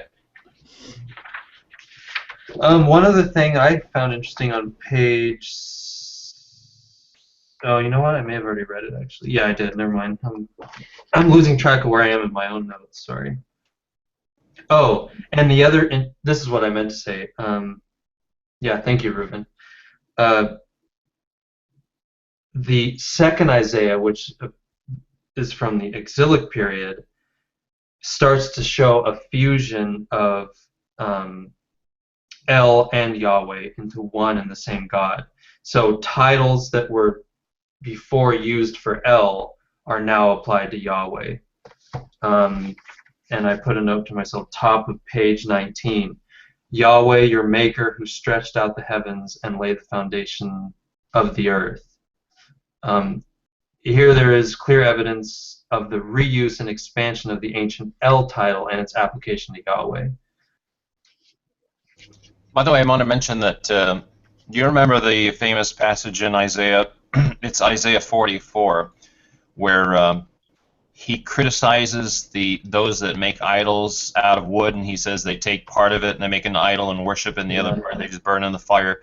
Basically, it's a monotheistic attitude that's being presented that says that these idols are not gods at all, and that Yahweh is the only God. But that's second Isaiah. I just wanted to point out that, you know, if anybody thinks about texts where monotheism is being presented by Isaiah, it's not first Isaiah that presents that idea. Second Isaiah, right? Yeah. So which is the exilic period part of the book of Isaiah. I don't have that passage from Isaiah 44 in front of me, but just how you reminded me what it says, it doesn't really sound like a monotheistic passage to me. A polytheist could agree with that. It's just saying the idols made of wood, you know, aren't really gods. Well, it's just a slander on idolatry, right? Yeah, that's what I'm getting from it. Yeah, I'm not saying anything explicitly in that particular verse that's monotheistic. I don't have the verse open in front of me though. Well, since this author is attacking idolatry, wouldn't he be monotheistic? We know from other passages in Isaiah that he's monotheistic there, but that verse taken in isolation, maybe not. Yeah. If that's true, But that's off the topic, though. I'm sorry. if that might be true, but at least it supports the idea. It supports a anti-idolatrous, anti-use of idols, which is something that comes from in the exile. It's not something that, according to Margaret Barker, it wasn't something that the Israelites shunned before the exile. Exactly. Yeah. And if I may, I hear an echo of the goat sent out. What do they call it? The scapegoat theme. Just a slight echo of that. Oh, the two goats thing? Yeah, like, on the one hand we have the idol, and on one part we send into the fire, and the other one we worship. I see some kind of a weird similarity there. That's interesting. I never thought of that. Yeah, I'm not sure if Isaiah is intending that, but yeah, that is interesting. The other interesting thing was that in regards to in 2nd Isaiah, El being equated with Yahweh and Yahweh taking on titles that had been applied to El. The other interesting note she makes is even more significant, this is page 19 toward the top, even more significant for an inquiry into the sons of God is the fact that the prophet, this is the 2nd Isaiah, that she's referring to the prophet, altered the verb used to express the creative act. So remember in the quote, Yahweh, your maker, who stretched out the heavens and laid the foundation of the earth. In the El epithet, the verb is traditionally a form of kone, I think, Qoneh, or just the Hebrew without the vowels, Qnh, which means procreate, whereas Isaiah, it is sh, I don't know how to say that in Hebrew, which means make. The prophet has removed the idea that the creator God was the procreator, the father of gods and men. In other words, the idea of a procreator God with sons seems to have fallen out of favor among those who equated Yahweh and El. Those who retained a belief in the sons of God, for example, the Christians, as we shall see, were those who continued to distinguish between El and Yahweh, Father and Son. This cannot be a coincidence. Thought that was interesting.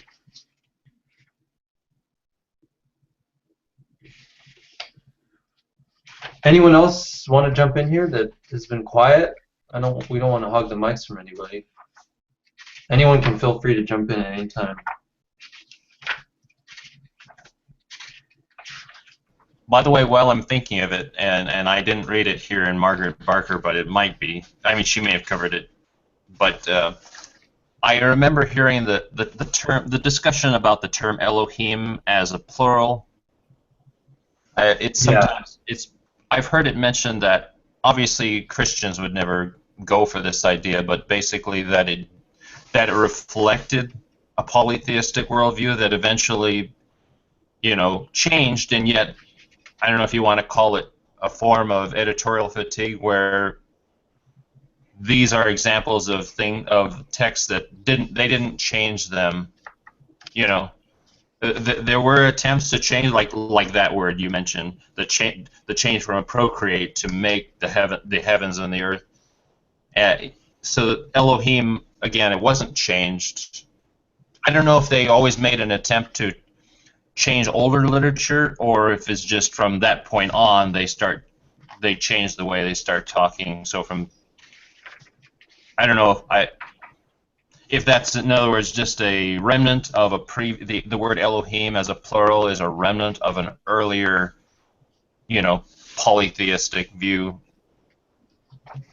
I think it is, because in several places in the Pentateuch, maybe not several, it might just be one, but I think it's several, they'll use Elohim, but the verb will be the plural verb.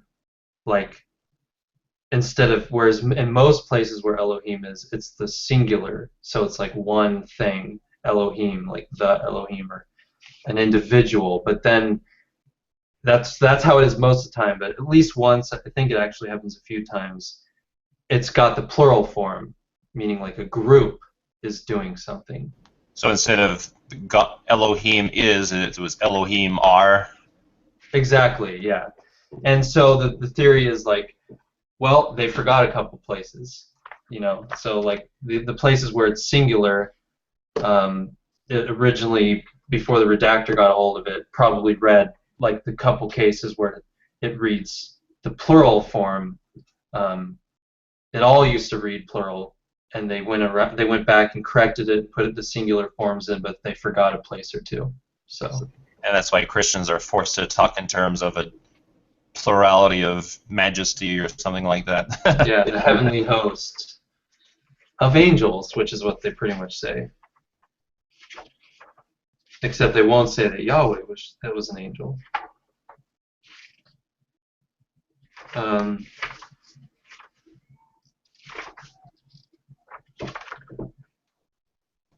So does somebody want to give a good summary of chapter 2?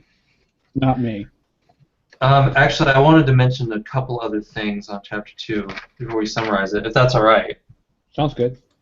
One of the things I wrote down too was Barker argues that rather than L traditions experiencing a revival in the 6th century, because one of the things she talks about is you've got lots of, in 2nd Isaiah, you've got stuff where it appears like El and Yahweh are being equated, as if they're the same, one and the same person. But then you've got 6th century stuff and apocalyptic literature from that time and later, where it seems like, okay, now there's stuff where it appears like they're talking as if they're different people, El and Yahweh.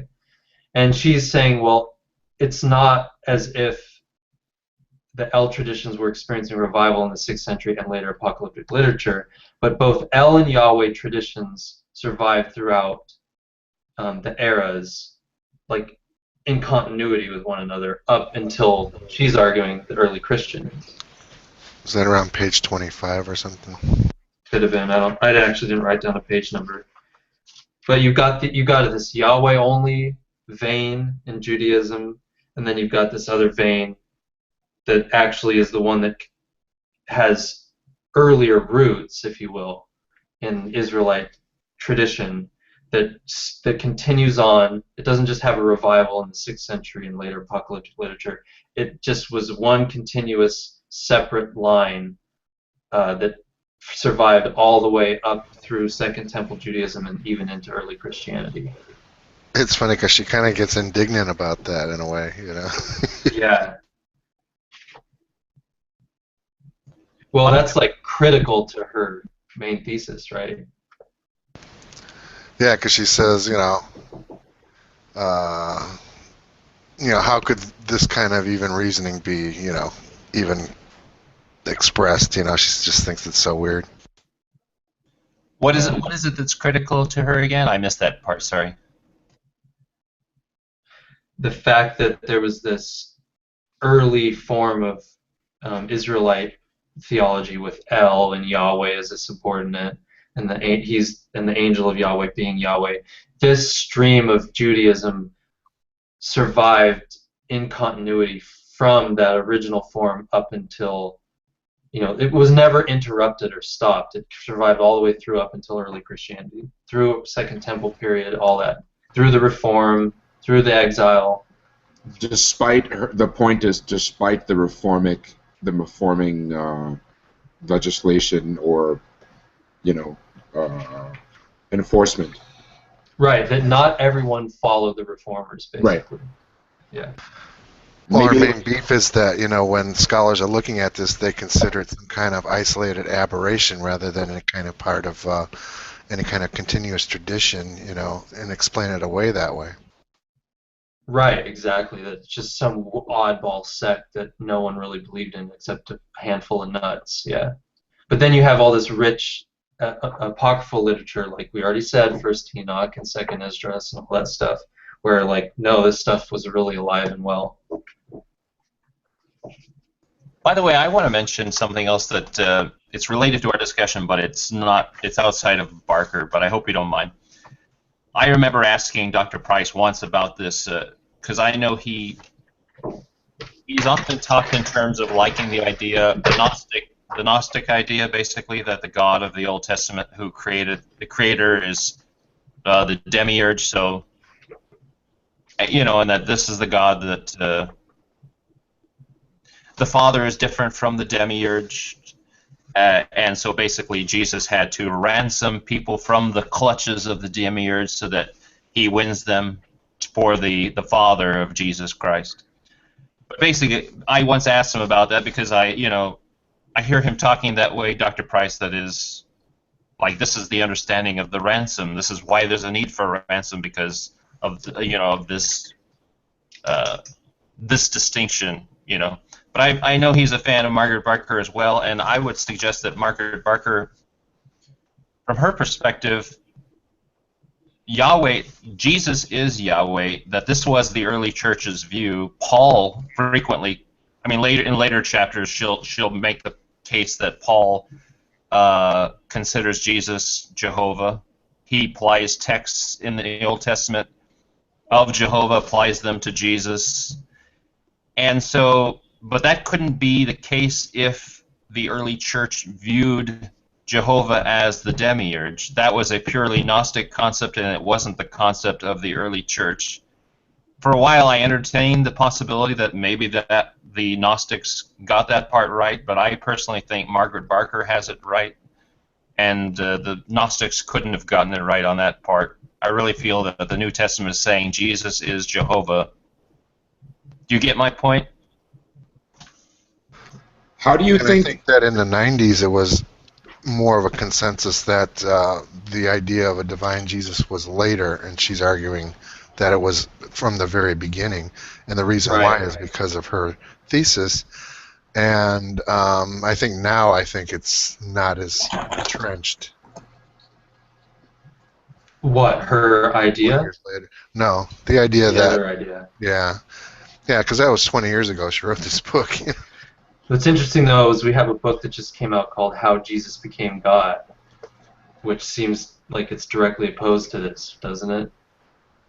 I wonder, just as a little bit of an aside, but I wonder how well read Miss Barker is on Marcion research, and whether she sees a connection between, like, what the connection is between this great angel and Marcion.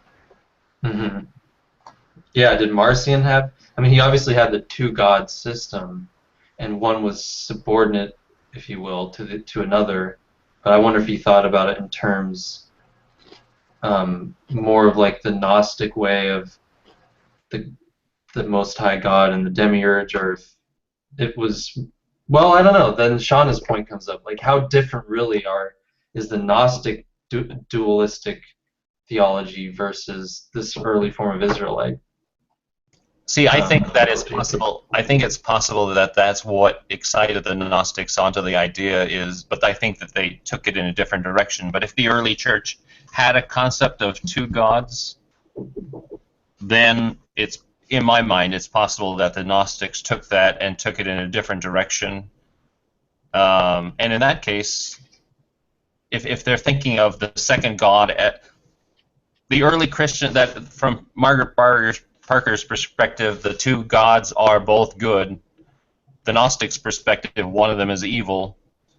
So that seems to me to have possibly a Zoroastrian influence. Definitely. And obviously that character read devil. the chapter, The Evidence of the Gnostics, in this book, and because she mentions Marcion there. Oh, cool.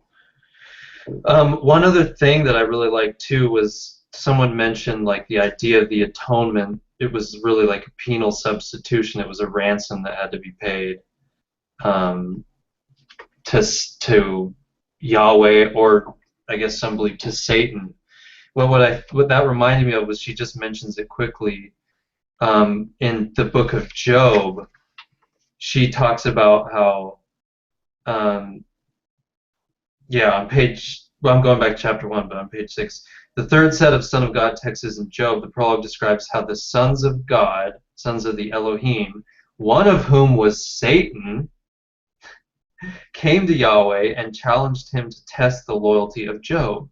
The usual English renderings of Job 1:6 imply that Yahweh was superior to the sons of God. Quote, the sons of God came to present themselves before Yahweh. This is not necessarily what the Hebrew implies, since the same verb is used in Psalm 2:2, and there it means, quote, set themselves against Yahweh. Thus the prologue to Job depicts a heaven where Yahweh is one among many and is challenged to test the loyalty of his servant. This is a world of heavenly rivalries where suffering is seen as a test of loyalty to one's own God, not as a punishment for wrongdoing. It is almost a pre-moral polytheism, and Yahweh, one of the sons of God, is part of this world. The sons of God, sons of Elohim, also appear in Job 38:7. Yahweh asked Job, where were you when I laid the foundation of the earth, when the morning stars sang together, and all the sons of God shouted for joy? Anyway, I thought that was interesting. Satan, she's saying Satan was a son of God, just like Yahweh was. Yeah, hello? Can you hear me? Yeah, go ahead, David. Good to hear your voice. Isn't Satan in Job Samael and El, the son of El? Jacob and, sorry, repeat that? No, isn't isn't the Satan figure in Job Samael? I don't know. I thought it was Hasatan. Yeah, that's my understanding. What, do you have a specific verse in mind that uses that word, David? No, I've just heard that I just always heard that the Satan figure in Job is Samael. Am I wrong? I don't know if it actually mentions that. It could be. It could. Reuven says it doesn't have his name, so I think it just says Hasatan. The adversary. That's it. Yeah, but maybe they were thinking. People reading Job knew who. It's one of those things, maybe like Lilith. Right. Yeah. But yeah, I don't think Job specifically says it, like Reuven says. Is that what you were thinking? Yeah. Does it actually say Samael and Job?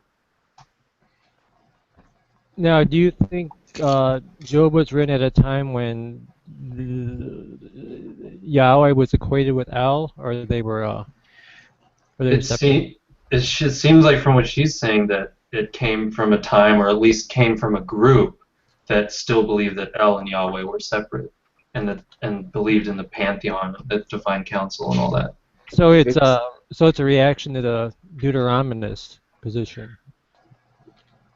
I'm not sure if it is. I don't know if it's a reaction to it or just expressing an alternative theology. Or written before that. Is it possibly that it's earlier than the Deuteronomistic writings? Reuven, do you know the scholarly consensus on Job, the dating of the book of Job? Or does anyone know it? Reuven says what I said is not likely. This, by the way, is the verse I mentioned before, where there's evidence in the Dead Sea Scrolls that this particular subject that Miss Barker is talking about was an issue, because some of the Targums on Job specifically change the sons of God line. Yeah. That's not surprising because I mean she's been talking about and therefore that's why I keep stressing that this activity went on into the intertestamental period. Yeah. What's interesting though is she talks about in Daniel, it seems like it's presupposing this Yahweh and El as separate gods. So something as late as Daniel, 2nd century BC. Right.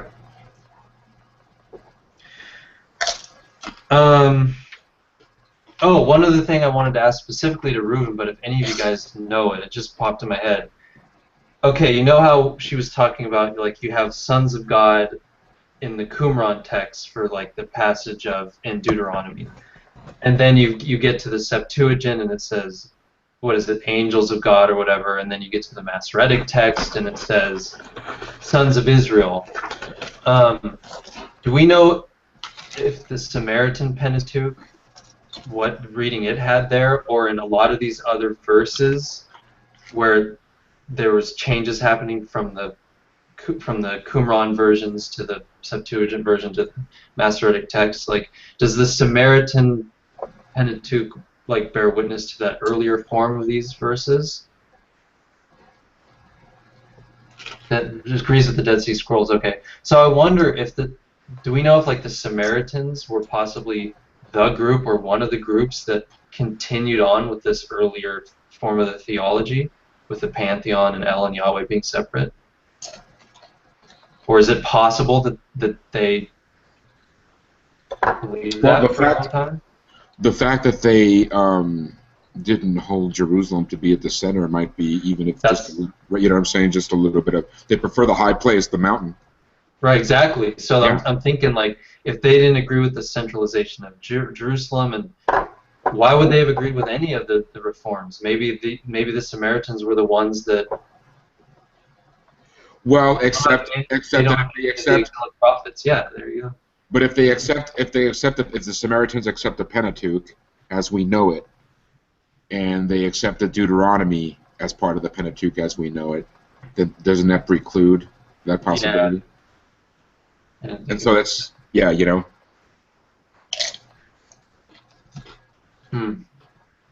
Well, So I was just wondering. Yeah, I don't think that's a good line there. Yeah, A good I thread. forgot the Deuteronomy's in there. Of course, maybe the Samaritans even eventually kind of adopted the Deuteronomistic reforms.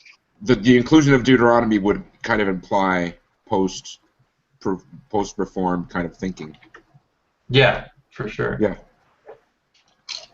But it is interesting that the Samaritan Pentateuch does seem to preserve those earlier readings on. That is interesting, and yeah.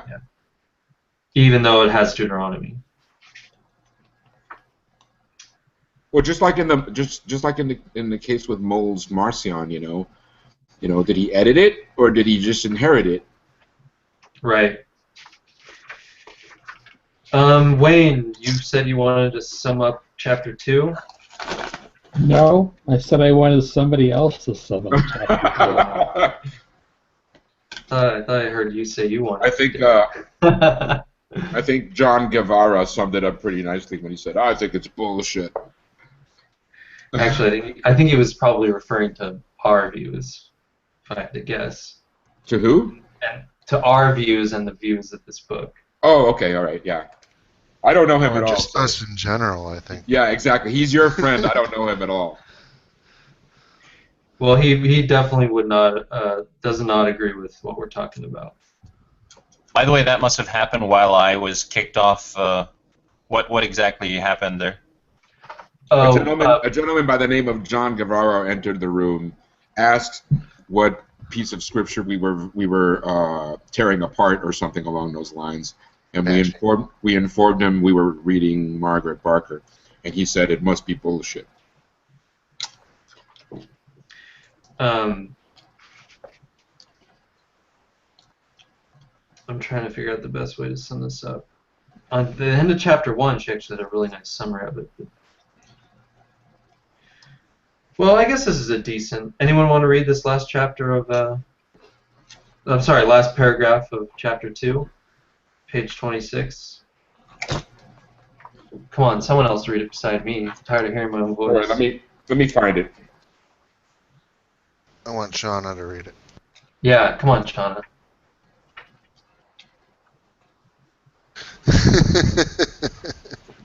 Shall I? Is it the last paragraph?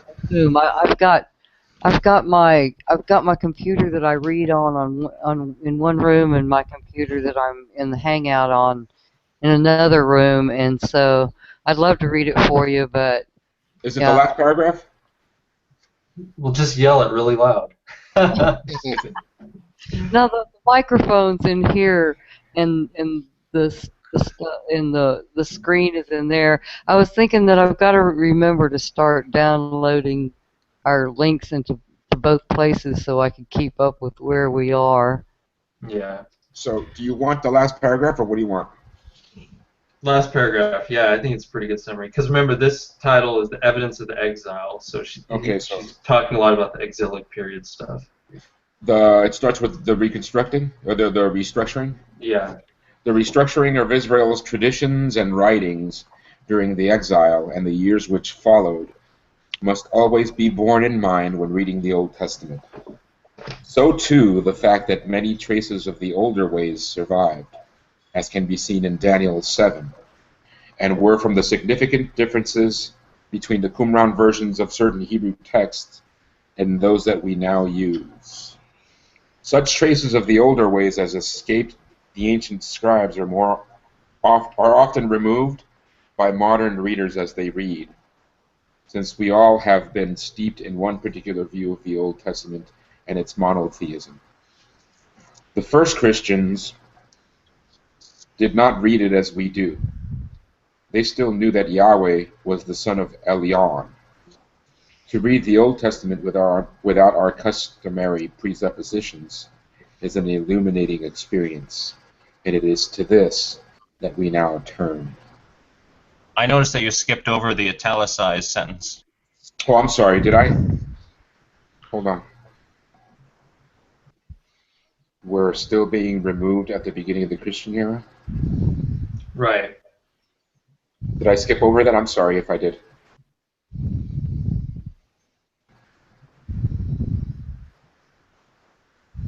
Can you hear me? Yeah. Okay. Yeah, I don't remember if you skipped it. If I screwed it up, I apologize. Yeah, I thought he skipped something else, so I thought he skipped a line when he read. Sorry, I could have done that. But yeah, so even at the beginning of the Christian era, you're still getting edits of Daniel and these other texts to kind of hide the older theology. Which is what I said too. That there's evidence of this in the Dead Sea Scrolls as well. Right. And so she's saying that it's pretty undeniable, and that it's not just undeniable; it's illuminating once we let go of our presuppositions. It's undeniable that they were edited to the scriptures as late as the Dead Sea Scrolls. Is that what you're saying? That it's undeniable that they're editing in that particular direction. Because the Dead Sea Scrolls have that earlier form of... No, what they have, the Dead Sea Scrolls have both, and that's the point, is that there's a process that's ongoing and continuing. The Dead Sea Scrolls has both. The Dead Sea Scrolls have conflicting versions of Scripture. No, I wouldn't say conflicting, but definitely different variants. Okay, different variances. That's fine with me. I was just under the impression that what they had at the Dead Sea Scrolls was pretty much right on target with what they. There's a particularly striking example that we found in the Dead Sea Scrolls. The Septuagint version of Jeremiah, I believe, is shorter than the Masoretic text version and has the chapters in a different order. And for the longest time, that was believed to be a fault or some quirk of the Septuagint translation. But in the Dead Sea Scrolls, we found a Hebrew copy of Jeremiah that has the chapters in the Septuagint order and with the shorter text. That's my point, is often in the Dead Sea Scrolls we will find different variants of the same work. And like I said, sometimes when we run into a Targum, which is going into the exegesis of Job, they'll change it on purpose, and it's usually in that direction. They're trying to conceal the fact that there's polytheism, supposedly polytheism, underneath the skin of this whole thing. So are Targums basically like Pesher on Old Testament verses? What are they exactly? No, Pesher is a lot more creative. Oh, okay. Targum is just like a commentary. Yeah. Okay. Yeah. A paraphrase, you might say. Yeah. Okay, I gotcha. Pesher is when it's all like gematria and like secret knowledge and all that shit. Right, where they're really reworking. Yeah, where they're really, really digging deep. Old Testament. Yeah. Okay. By the way, we were coming up with a list of things, of differences that we saw from a pre-exile Judaism to a post-exile Judaism, and one thing that came to my mind, which you don't see in this chapter, is the existence of human sacrifice. It seems to me you have evidences of that as a practice in pre-exile Judaism, and it's obviously forbidden after that point. Anyway, you could just add that to your list of things that came to my mind just now. Yeah, in Genesis, there's that one passage that seems like you sacrifice everything that issues, the firstborn of everything that issues forth from the womb. And then you have a passage in a different place in Genesis that says, well, maybe you should redeem. Also, we might want to notice. Yeah. We might want to notice that it's an angel that stops Abraham from killing Isaac. Yeah. Or was it? Well, it's pretty explicit in the text. It's an angel. Right, but but the whole thing is like, was the angel really just like a theophany of Yahweh himself? You know.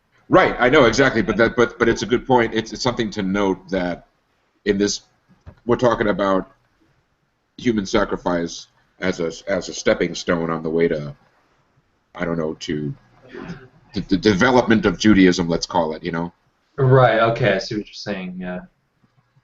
And the person who saves Isaac, it happens to be an angel, which is kind of interesting. Yeah, and I've heard too that the purpose of that whole story is like an ideological story to stop human sacrifice.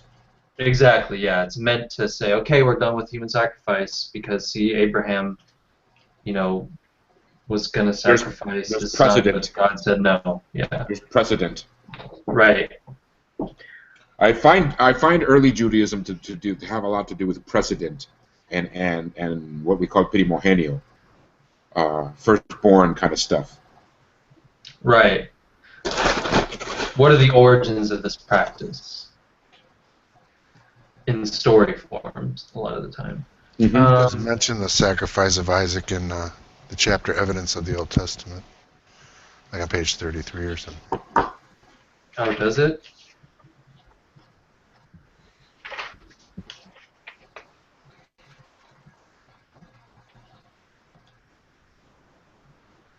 Yeah. Shall we move to chapter 3? Yeah, let's do that. Yeah, it's not central to our thesis, though, really, but she just makes an interesting observation there about it.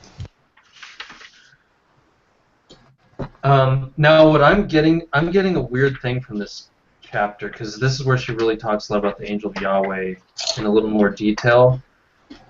And I almost get the sense from a couple things she said, and I unfortunately didn't remember exactly the quotes where she said it, but I think, seems like she's making the case that the angel of Yahweh was Yahweh, or a theophany of Yahweh. But that's kind of like a loose connection, I guess. Like, it's not clear what the connection is exactly, even to the people who saw them as the same thing. Did you guys get that sense? Because she described it like, imagine if you're an alien from another planet and you're witnessing the Eucharist, and if you just take it literally, it seems totally nonsensical and weird, but in its figurative, allegorical sense, it has like deep, meaningful purpose to it. And she kind of likened that to how Israelites possibly saw the connection between Yahweh and the angel of Yahweh. Am I misreading that? Did you guys pick up? No, I think that's an interesting. That's one of the things that kind of made me kind of stop and meditate on it for a while.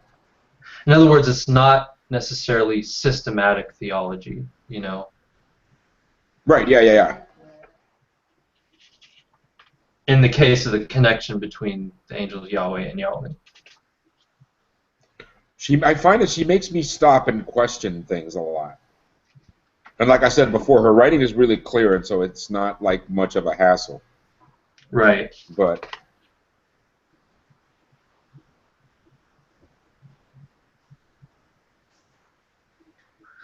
Do you think the reason for this loosey-goosiness of it all, of this angel of the Lord concept, is because of a development of the idea that originally it meant Yahweh and then it changed to a separate angel figure?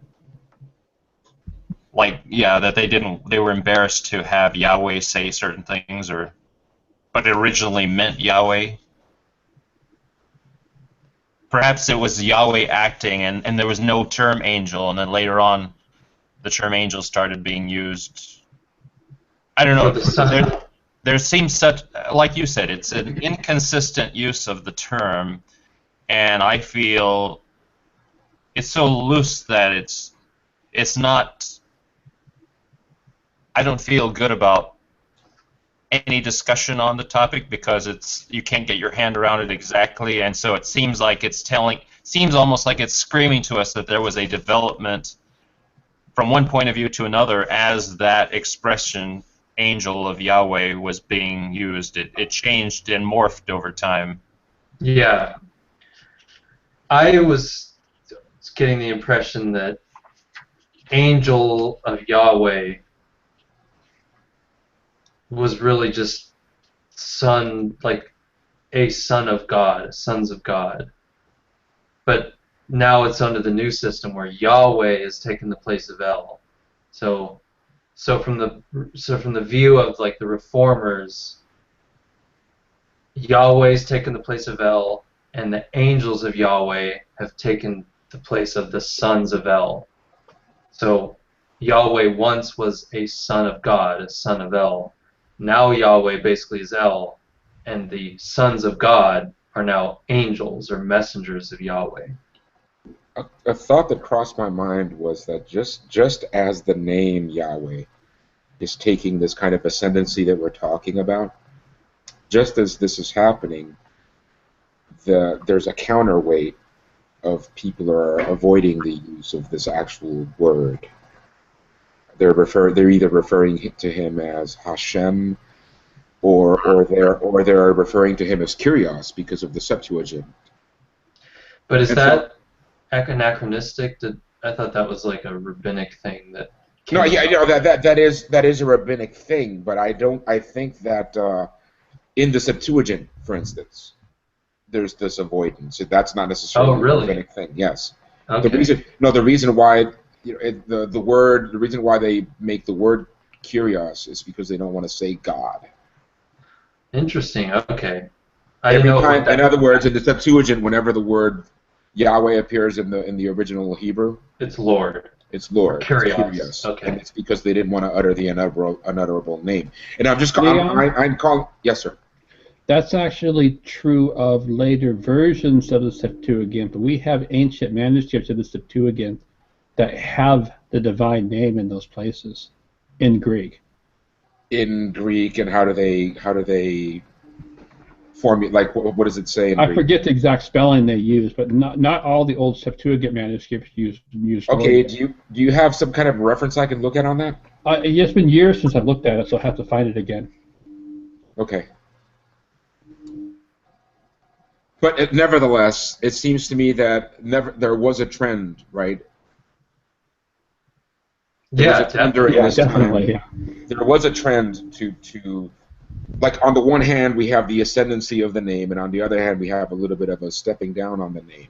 So there's an interesting dichotomy going on there. Or just that practice of quote-unquote building a fence around the Torah, like Dr. Price always phrases it, that it's not clear exactly what blasphemy means, or taking the Lord of the name in vain, so just to be extra safe, just to be safe. Let's not even say the word. Right. Okay. Yeah, but I mean, but the word is Yahweh. Right. By that time, is my point. Yeah, not El. Right. at least among these people who are in the class of the reformers or exilic era people that actually were now believing that Yahweh was the one true most high God. Whereas Barker's saying not all Israelites were following that trend. They still thought of the El-Yahweh dichotomy. Right. Do you think, according to Margaret Barker's point of view, that that in this earlier stage, when there were many gods and El was the chief god, do you think that any of these lesser beings could have been called an angel of El? Yeah, I don't know. Especially if it meant messenger, you know. Because I'm thinking, could it possibly be that the original text spoke of the angel of El? That is, it had Yahweh in mind as the messenger of El, and then when the theology changed, they changed El to Yahweh, and now we have a confusion going on that didn't originally. At least I'm offering that as a possibility, and I'm just curious if that's realistic to think that way.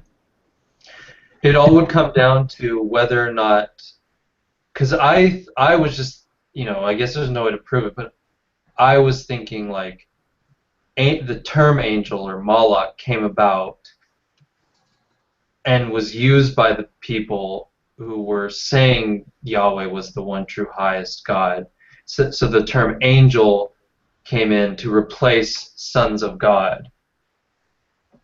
So, but if that term predated that distinction, yeah, I don't know, maybe sons of God and angels were the same thing at that point in time, and then later on, Malach was understood differently by the reformers. I don't know.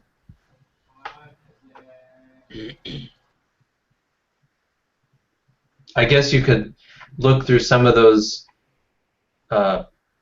earlier texts that seem to be acknowledging the difference between El and Yahweh and see how Malach is used there, or if it's used even. But then, if it is, you'd have to wonder, like, is this a work of a redactor? I don't know.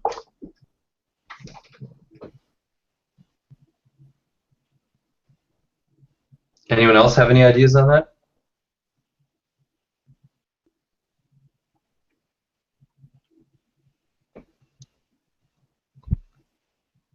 I wish I could make that cricket noise.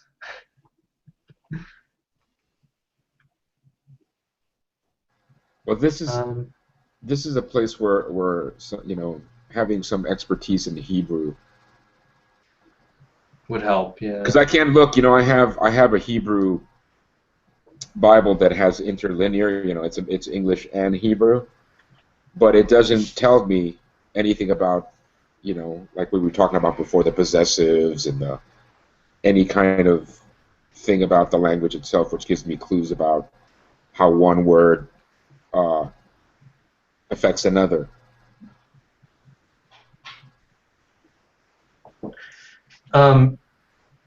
She goes deeper into the whole royal theology thing in here too. Like, she speculates that the Israelites may have believed in the divinity of their human king as, in a sense, a manifestation of Yahweh on earth. And she cites Daniel 7 in support of that, and also says that this royal mythology in which the king would ascend to heaven, receive his crown, and be granted his authority as an agent of Yahweh. And going back to when we were discussing this earlier, like, she compared it. This is where actually she compares it to the royal mythologies of the surrounding cultures, where they had similar types of stories of the king would ascend to heaven and kind of be his coronation. Basically, he would ascend to heaven, get his crown, get his authority, and speak with the voice of the God.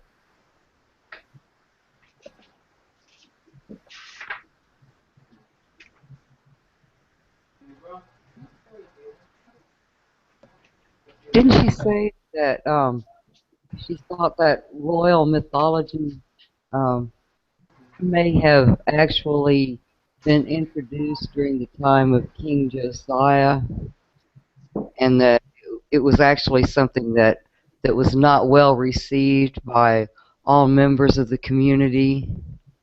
I'm asking because I've also been reading Israel Finkelstein and the David and Solomon book, and he was talking about Josiah a lot also, and the great hopes that were invested in Josiah and his kingship. He was actually brought to the throne as part of a coup against his father, and earlier his grandfather was one of those kings that oversaw a great period of prosperity, but was described by the reformers as being evil because he, allowed foreign gods. And Israel Finkelstein describes Manasseh, this is the grandfather, as being like a globalist, that he was integrated fully into the economy and the culture of the Assyrian Empire, and that there were a lot of people enriched by this, mostly nobles, and then there were other people that were kind of left out of the cold, and that he thinks that the people left out of the cold, people out of the countryside, perhaps the priesthood in Jerusalem, were the ones then that brought Josiah to power. They did that by assassinating Josiah's father, and then so he was brought to the throne as a little boy, and was basically a propaganda tool. So and they had great hopes since the Assyrian Empire was kind of folding up at that time, that they would be able to go north and reclaim a whole lot of territory and kind of reestablish the heydays of David and Solomon. And so Josiah was like this new David, and so a lot of what she's talking about here, where they try to invest the king as being the son of God and to make him into this real propaganda tool, may have come about during the time of Josiah, and I guess I see it relating to the history as that's very possibly true. That's a great point. Yeah, I can totally see that, because what better way to grant even more legitimacy to your new king than to say he's divine and a manifestation of Yahweh on earth and speaks with the voice of Yahweh, And plus, if you'll remember, there was that line when we were reading Finkelstein where Jeroboam establishes the cult at Bethel, and the prophecy that King Josiah will come down and smash Bethel, and of course, by great coincidence, Josiah did do that.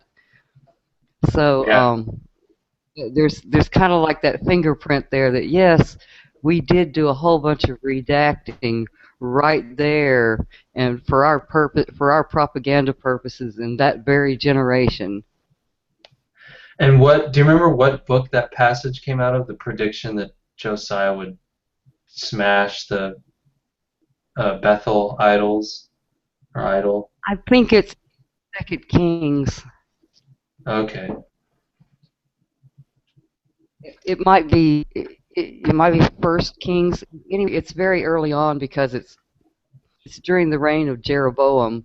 We're in the split right after the generation of Solomon. There was a split between Rehoboam and Jeroboam, and the north went with Jeroboam, and that's when they said that Jeroboam established the cult at Bethel.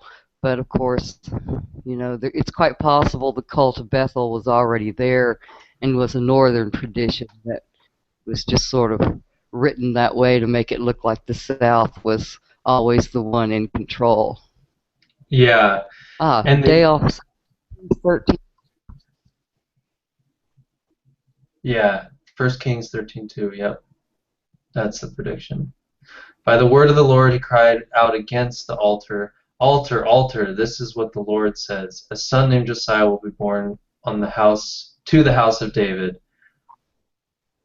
On you he will sacrifice the priests of the high places who make offerings here, and human bones will be burned on you.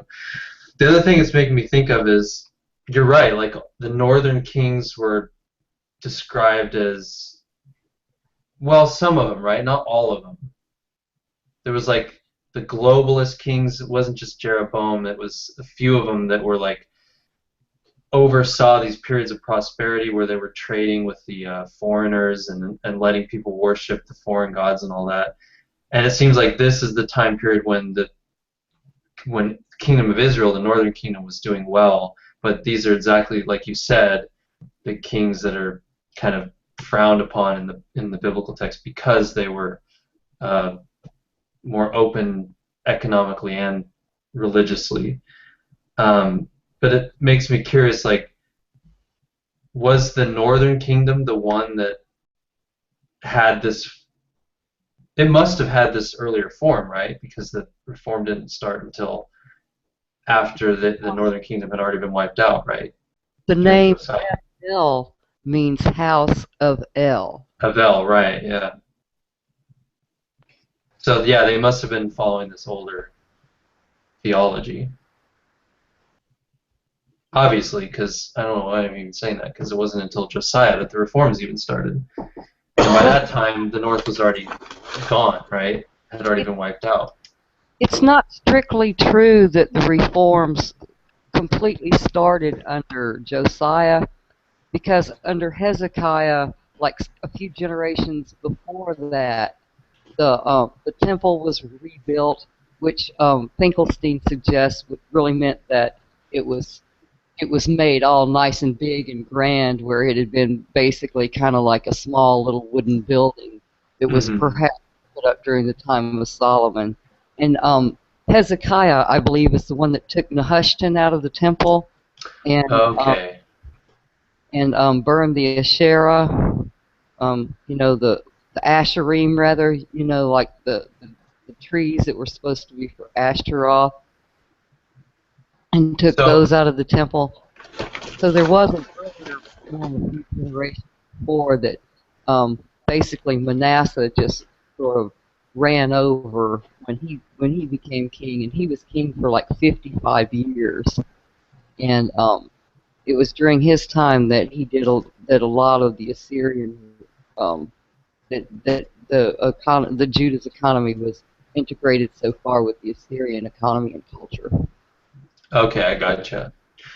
So, but like in the time of Omri, say, they would have no reforms had started, as far as we know, right? In that type of reform.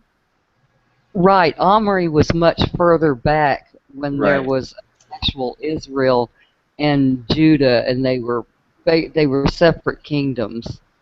But even I'm saying, like, in the time of Omri. Sorry, go ahead. Right, Omri and Ahab and what they call the Omride kings were in control of the north before the conquest of Assyria. Right. When Assyria came down, they collapsed all of Israel and took away the elite, and then a bunch of people refugeed down to Judah, and that's when Judah starts to bloom. And it was also during that time that reforms started to take place, and Finkelstein says that was partially to integrate the people from the north into the culture of the south where they had been transplanted. In other words, to form one grand culture for all of them. Yeah, and what I was wondering is, do we know if there were any major theological differences between the north and between Israel and Judah during the time of Omri? But I mean theological differences specifically in the case of the issue we're talking about, like how they viewed Yahweh versus El, and who were the sons of God, and who was the angel of Yahweh, all this stuff. Like, I wonder if those major differences didn't come about until, like you said, the time of Hezekiah or around there, when the northern kingdom had already fallen, or if these differences had already started. In other words, these two Israelite groups has already started to diverge in their separate directions even before Hezekiah. But by the time the north fell and the refugees came, like you said, then that's when they had to really do a major reform work to unify the two theologies. Could it have been some kind of a reaction to an immigration issue? Yeah. Remember that Finkelstein said in the time of Omri, they were powerful enough to put their own king on the throne of Judah, if there was such a thing. So it could have been like an institutional rejection, like the South going, no, our way, our way, our way. If that makes sense. Yeah, to a certain extent, that's exactly right. But they couldn't just totally override all of the traditions of the North because there were so many of those people. No, yeah. And so it integrate them in their society. Plus, also, they had along the way, like during the time of Josiah, aspirations to go back and conquer some of this country that had belonged to Israel and fold it into the kingdom of Judah. And so, it was going to make it easier if you had traditions that were friendly to the people who were already there.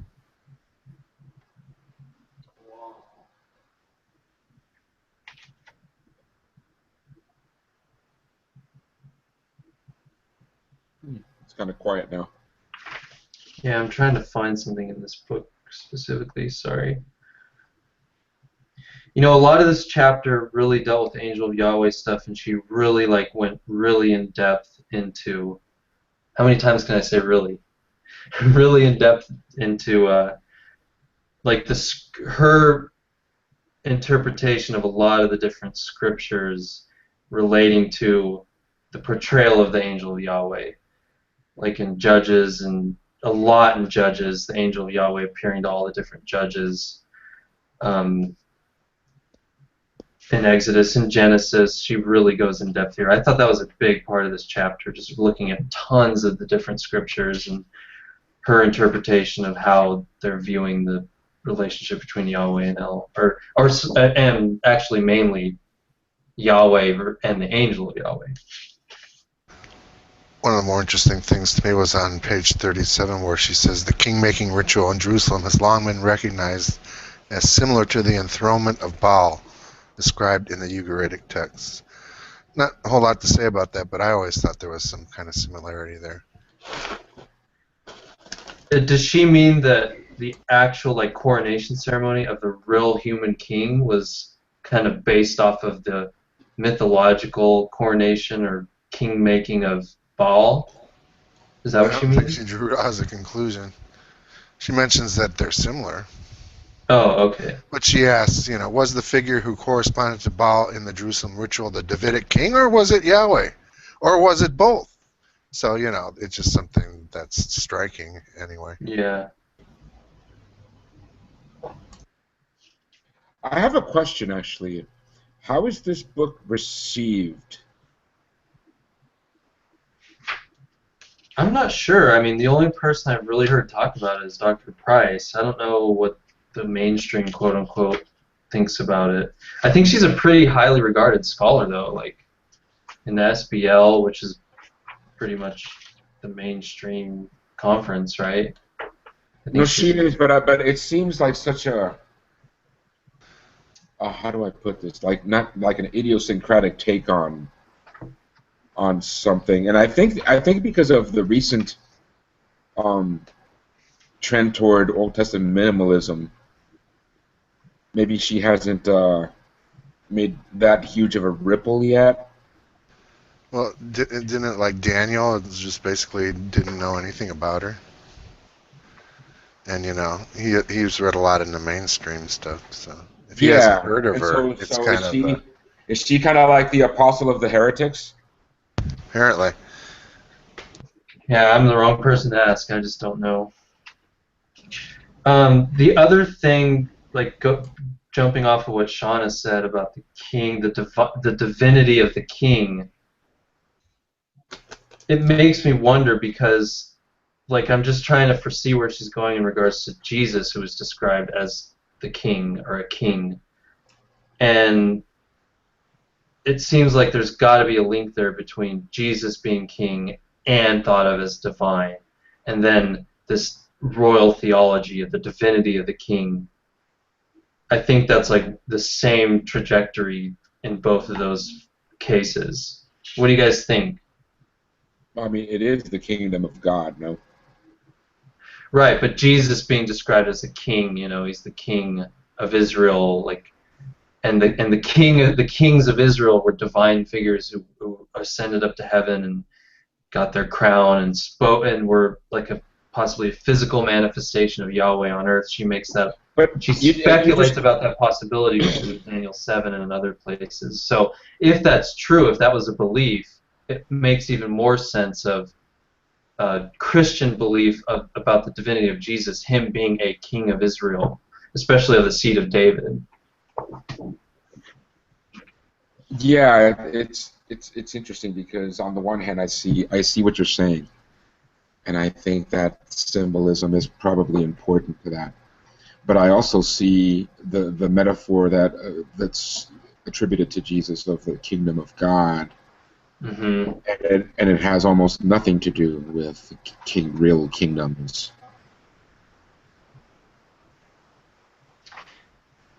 Yeah, I wonder. Now that's the other thing. Is the kingdom of, because it seems like you're getting different views of it. Like for Luke and for John, the kingdom is like this spiritual, not earthly kingdom. Or do they all? I think all of them are like for Thomas too. The kingdom is everywhere. The kingdom is a metaphor. I think that is so Gnostic. I really think that the Jewish messianic expectation of a messianic age was a physical era, a real kingdom that would be established on the earth, that would rid their enemy. It would rule over the kingdoms of the world. It would actually kick the Romans out and would rule not just over Israel, but rule over the nations. Yes, I think that a genuine Jewish Messiah's function would be that, but I don't think that that's what we see expressed as the kingdom of God in the Gospels. Any of the Gospels? Any of them. Leon, my point of view, like on the Gospel of Mark, is that kingdom of God refers both to Israel and to the spiritual kingdom. As basically the kingdom of God didn't end with the destruction of the temple, even though the physical functioning there in Jerusalem came to a stop. The kingdom still goes on. No, I hear you. I think there's a continuity there that's implied. I'm not sure on that. Well, what do you guys think about the apocalyptic expectation of the Christians that Jesus would return as a redeemer figure, as the Son of Man, and establish a real physical kingdom on earth, and actually kick the butts of the Romans and reestablish a real physical kingdom? And I think that was a real Jewish concern, yes. But if the Gospels are just referencing just a spiritual kingdom, why would they have that apocalyptic expectation if the kingdom actually isn't even being thought of as an earthly? Yeah, but if the kingdom is if the kingdom is preceded by a revolution that kills everybody, what kind of kingdom is a kingdom that's of a, it's like the Sting song says, "What good is a used up world, and how can it be worth having?" I don't understand that, Leon. Can you elaborate? If the kingdom of God is what's going to happen after the apocalypse, the apocalyptic expectation that we're talking about here, right? But it happens after an apocalypse. The apocalypse is going to destroy everything, right? So what kind of a kingdom is that?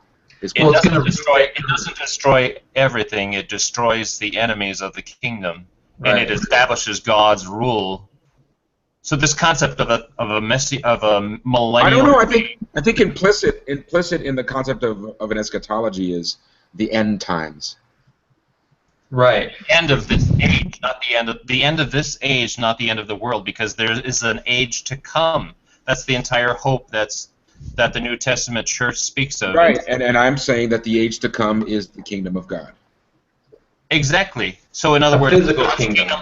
God's physical kingdom will rule over it will crush its enemies, that is, those who rebel, and basically then will rule over all the nations. So it won't be an end of the world because there will be nations that will be ruled over. That's why. I think the nations will be conquered. So there will be no other nations. I think the only reason that you would have an objection is if we're talking about the literal end of the world and there'd be nothing left to rule over. But but that's not the. I think that's a wrong understanding of the New Testament understanding of end times. Yeah, I get that. I just don't see a kingdom being a real, actual kingdom after such a thing. If Brandon was right and Jesus was a zealot, then this is clearly the Jewish expectation of the Messiah, a physical kingdom.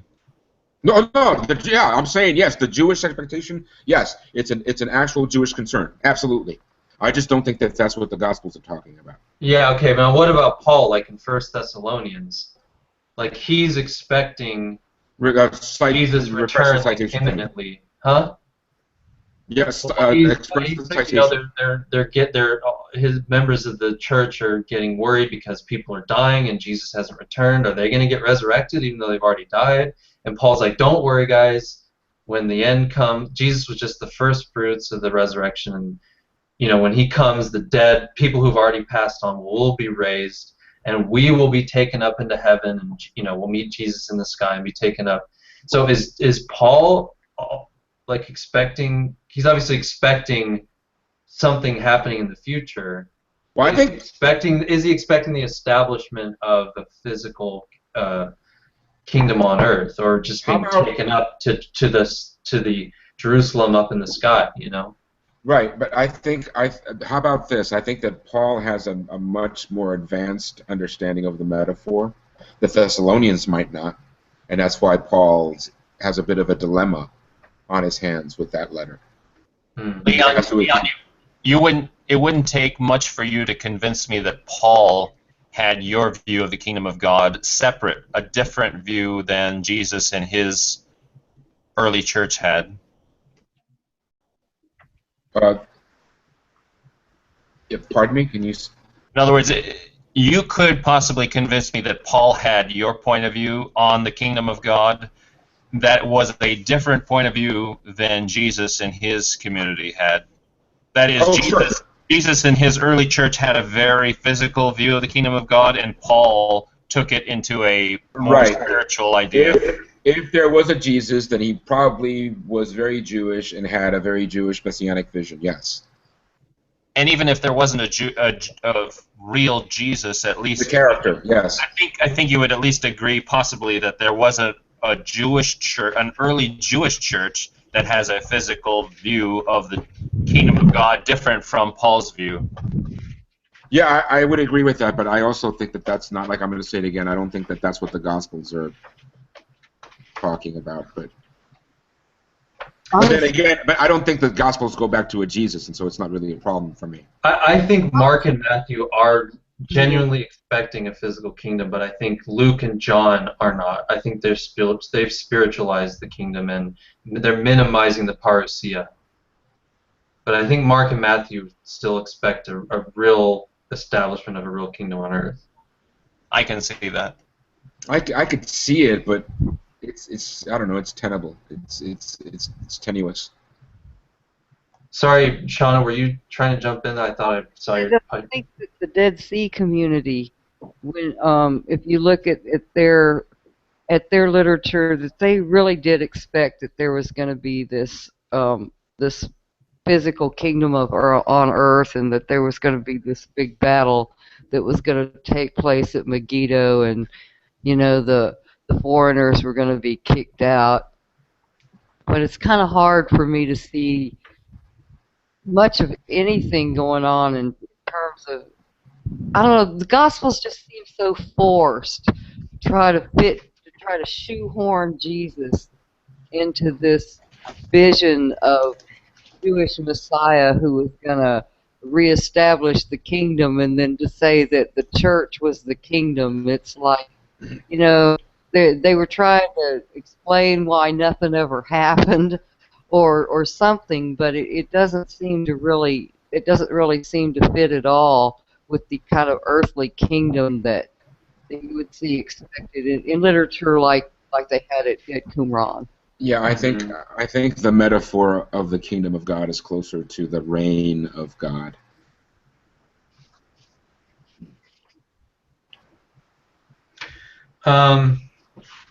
Okay, so Anything else on chapter 3? I got a question relating to the angel of the Lord thing. Yeah. But first, I got another question to segue into it. Does the term, I know the term Spirit of God, occurs in the Old Testament a lot. Does the term Spirit of Yahweh occur? Like we were talking earlier that there's a difference between sons of God and sons of El and sons of Yahweh. And I can't remember any examples of Spirit of Yahweh appearing.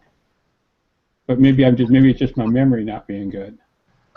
Spirit of the Lord, yeah, it is. And actually, the first book we read, who was the author's name? I can't think of it off the top of my head.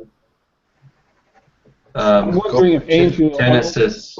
Yeah, I'm wondering if angel of the Lord was just meant as a different way of saying the same thing. I don't know. Oh, Gunkel. I just got this book too. Okay. Hold on. So it has both Spirit and God and Spirit of Yahweh. Okay. In the. Yeah. Hold on 1 second. Both multiple times. Okay. Let me look this up.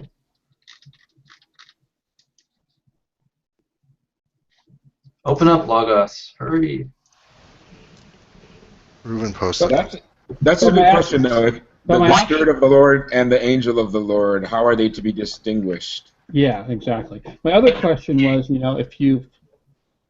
why the term angel of the Lord? I mean, if you were going to come up with a word to use in the Hebrew, why would you pick the word angel instead of spirit or manifestation or something? If you meant to refer to Yahweh himself. I mean, does the word angel in Hebrew have a meaning that's clear when it's used that way? I think they're different personally. The Spirit of the Lord and the Spirit of Yahweh and the angel of Yahweh, because they're portrayed differently too in their function in the text. In my next life, I'm going to learn Hebrew and Coptic and Aramaic and all those good things. Can you clarify what you mean, Doug, about the difference? Well, like the thing Dale posted, the Spirit of Yahweh entered into Saul, or Reuven posted that, and the thing in Micah 3:8 that Dale posted, and then even in Judges, each of the judges, like the Spirit enters into, right? Or am I thinking of Saul and David? I think even in Judges, the Spirit's like going from one judge to the next. And that would probably be translations of breath there. But is that all the cases of Spirit, even in the case of Saul and in this verse from Micah? Is it the translation of the wind, whatever the word is, I forget. His Spirit hovered over the waters, right? His wind blew over the waters. Same thing, right? In all these cases. The Spirit of God there. That's what there's a distinction. Yeah, Ruach. Yeah, thank you. I don't know if it's always Ruach. Do a quick logo search on that, Doug. Yeah, I'm trying to. It just now opened. So what's that, Micah? What was that Saul verse? 1 Samuel 16. But basically, my question, because I don't understand Hebrew at all, is whether if you wanted to refer to Yahweh himself, if angel Yahweh is a logical term to use. Now the Spirit, yeah, Ruach is what's being used in 1 Samuel 14.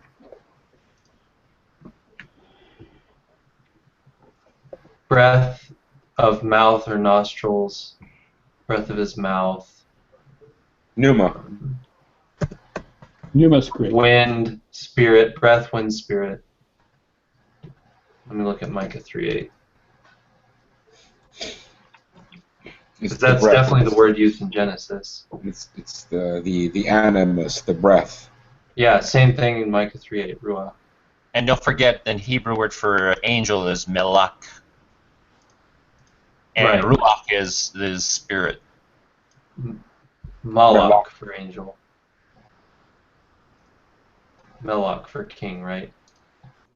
Melech for king, Melach for angel or messenger. Anyway, that book I was talking about, Wayne, was The Influence of the Holy Spirit by Hermann Gunkel.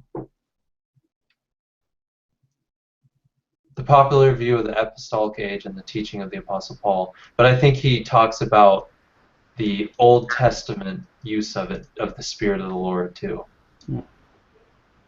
I guess my question is whether the term, malach there for angel is used in the sense of messenger or in the sense of manifestation. I don't know. And why they would choose that word.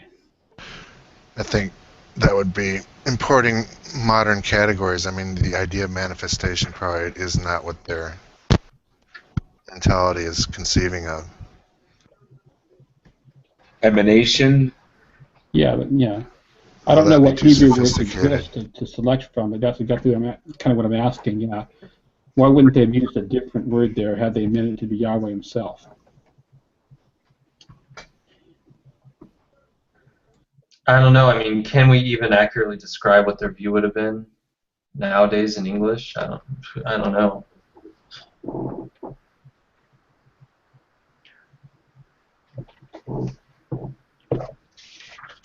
Well, what do you guys think so far of her case that at least some of the Israelites viewed Yahweh and the angel of Yahweh to be the same thing, or that at least that the angel of Yahweh was a theophany of Yahweh?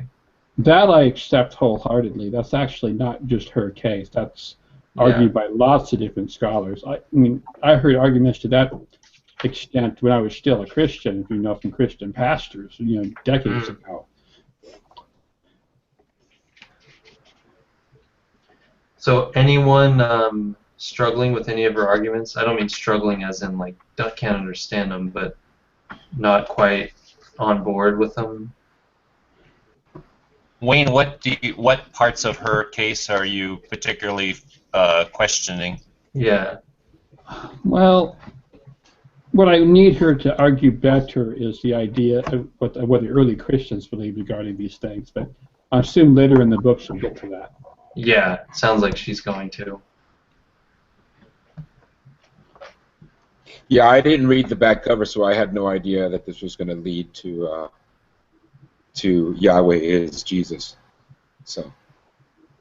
I'm not really skeptical of her thesis as that I'm leading against it. I'm skeptical just in the sense of wondering how much, how high a bar she can hurdle over for the evidence. I mean, how well can she make her case? I don't really have any, prejudice on that at all.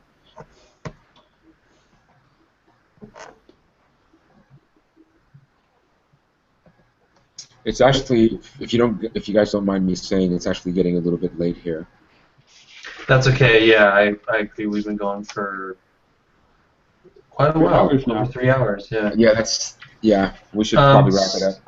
So, any last pressing things on chapter 3? Because there was one thing on chapter 3 I think we should read to sum it up. But if anyone has anything else to say before we do that, go for it real quick. Going once, going twice. Okay. I really love the last paragraph of chapter 3. Anyone want to read it? You do it. Oh, come on. Someone else read it. Anybody?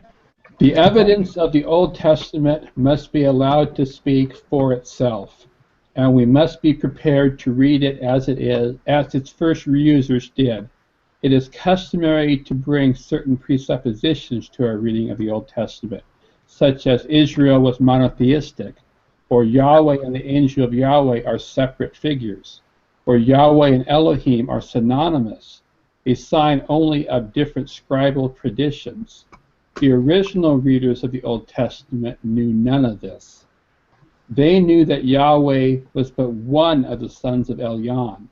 They knew that Yahweh and the angel had been identical, even though that understanding had become lost and Yahweh's own presence at the Exodus needed to be emphasized.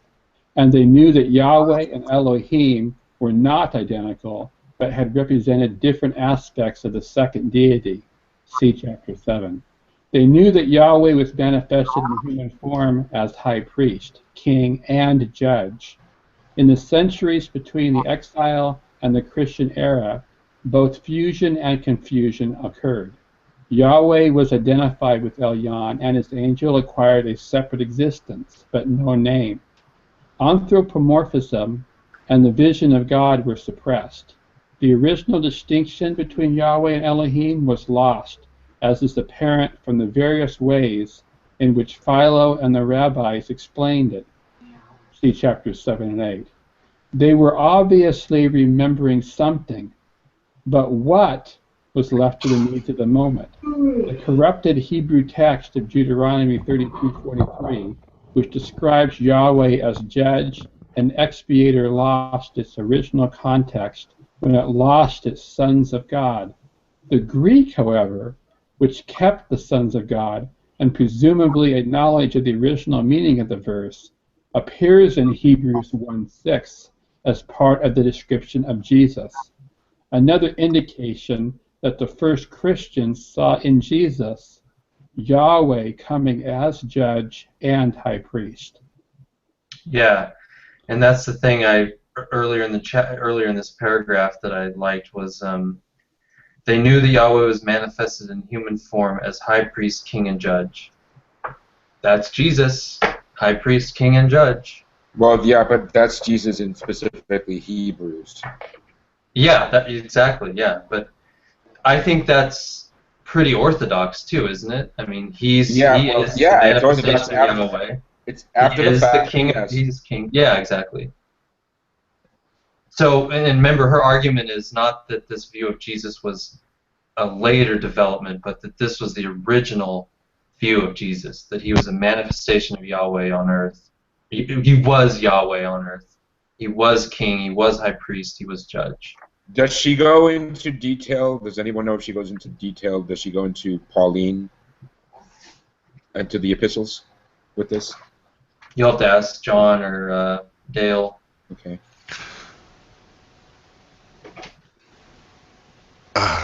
I think she might do it in a later book. I don't recall much in the Great Angel about that. Yeah, actually, one book we might want to eventually read, it's really short, I bet we could do it in like 2 weekends, is The Lost Prophet.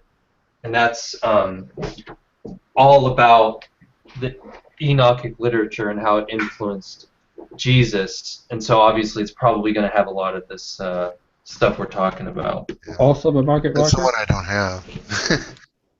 Oh, okay. I want to hear her riff on this in relation to Paul. Chapter 11, The Evidence of the New Testament. Okay. Okay, cool. So I was just thinking about something, and sorry if it comes out a little garbled, but when we're talking about the angel of Yahweh, remember there was one of those movies, those science fiction movies, you know, where I think it was Jodie Foster goes to another planet, and there's this guy flying a kite on a beach or something. He says, well, it was Contact.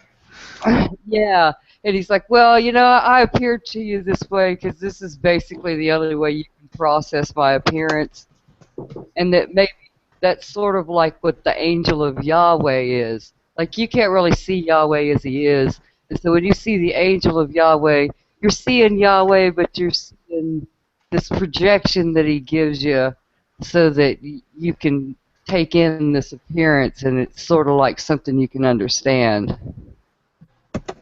Yeah, that may very well be how they thought of it, because again, that goes back to the thing when all these people see the angel of Yahweh and they're so surprised that they've survived. Maybe it's like some form of Yahweh that you actually can see and not die. Now, is the thesis that the text originally had angel of Yahweh, or that it had Yahweh by itself and the angel part was added, you know, in a later version of the text? No, I think she's saying that they had to go back, like she said about the Exodus. They the redactors went back and put Yahweh personally in the Exodus. It wasn't just the angel of Yahweh that led Israel out of Egypt. It was Yahweh himself, because by that time those redactors were seeing them as two separate things. Whereas originally, the angel of Yahweh who led them out of Egypt, it really was Yahweh who led them out of Egypt. And that's my understanding anyway. I could be wrong. Or some theophany or some emanation or theophany or whatever. Yeah, because she goes into length about how it's a process of changing, and that they're, you know, from original identification to a separate. And what would be the reason for separating it from Yahweh and making it his angel?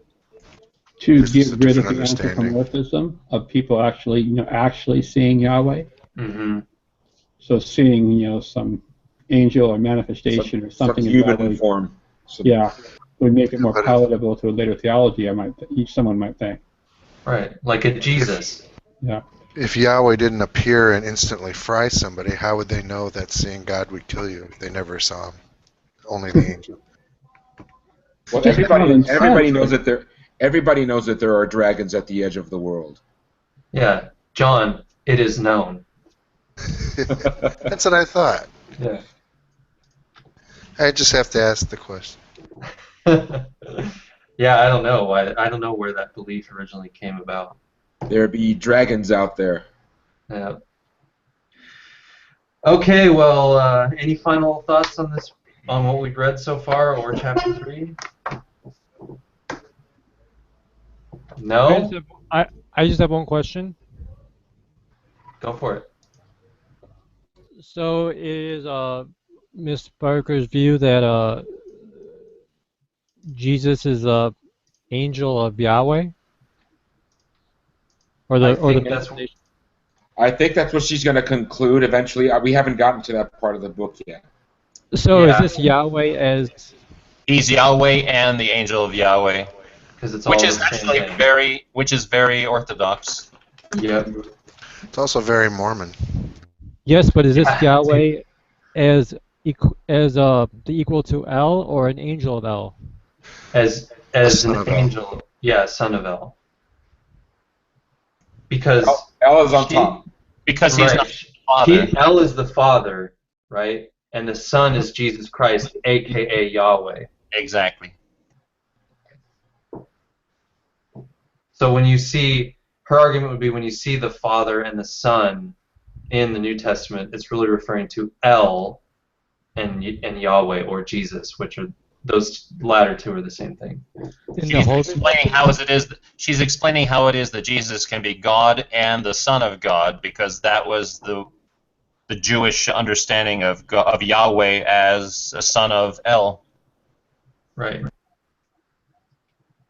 Now, I just have one more question. Where does this put in the hierarchy? Where does this put the rest of the angels, like Raphael, Michael, and Everybody moves down a slot. Exactly. so They're relegated to the position of Ninja Turtle, unfortunately. Jinn. so they are subordinate to Yahweh then, right? Right. Though I think the Mormons love Margaret Barker, thinking that Jesus and Satan and the other angels are brothers. Mm-hmm. Which makes perfect sense from her point of view. Celestial sects. And don't the Jehovah's Witnesses actually think Jesus was an archangel, like the Archangel Michael or something like that? They do. Yeah, okay. So the archangels are all named after El. Michael, Raphael, Samael. It could be a fossil from their earlier higher status, you know. Yeah, maybe originally they were sons of El. Like in First Enoch describing the sons of El. And if you go back to the Gnostics, if you read the Secret Book of John and it lists all the angels, there are plenty L's. So I wonder if, like because Archangel Michael, or is it Gabriel that features prominently in Daniel? I always forget which one. Do they both appear, right? They're both there. Yeah. So and again here she's saying Daniel is coming from this point of view where Yahweh is still a subordinate to El. Of course, Daniel has the name El in there as well. Yeah. Yeah, so who knows? Hopefully she'll talk about that more, especially in regards to the archangels. That's really interesting. I didn't even realize that, Shauna. That's really interesting. And it's just gotta be an important factor to her overall theory. So Yeah, if she doesn't talk about it, then she's not being consistent. But yeah, I agree. she should, for sure. Yeah, can't ignore that. All right, so anything else? Any final words? Okay, I guess not. Next week, March 8th, we'll be meeting again at 6:30. We'll be discussing chapters 4 and 5, which is about the same number of pages as we just read. So yeah, see you guys all next week, hopefully.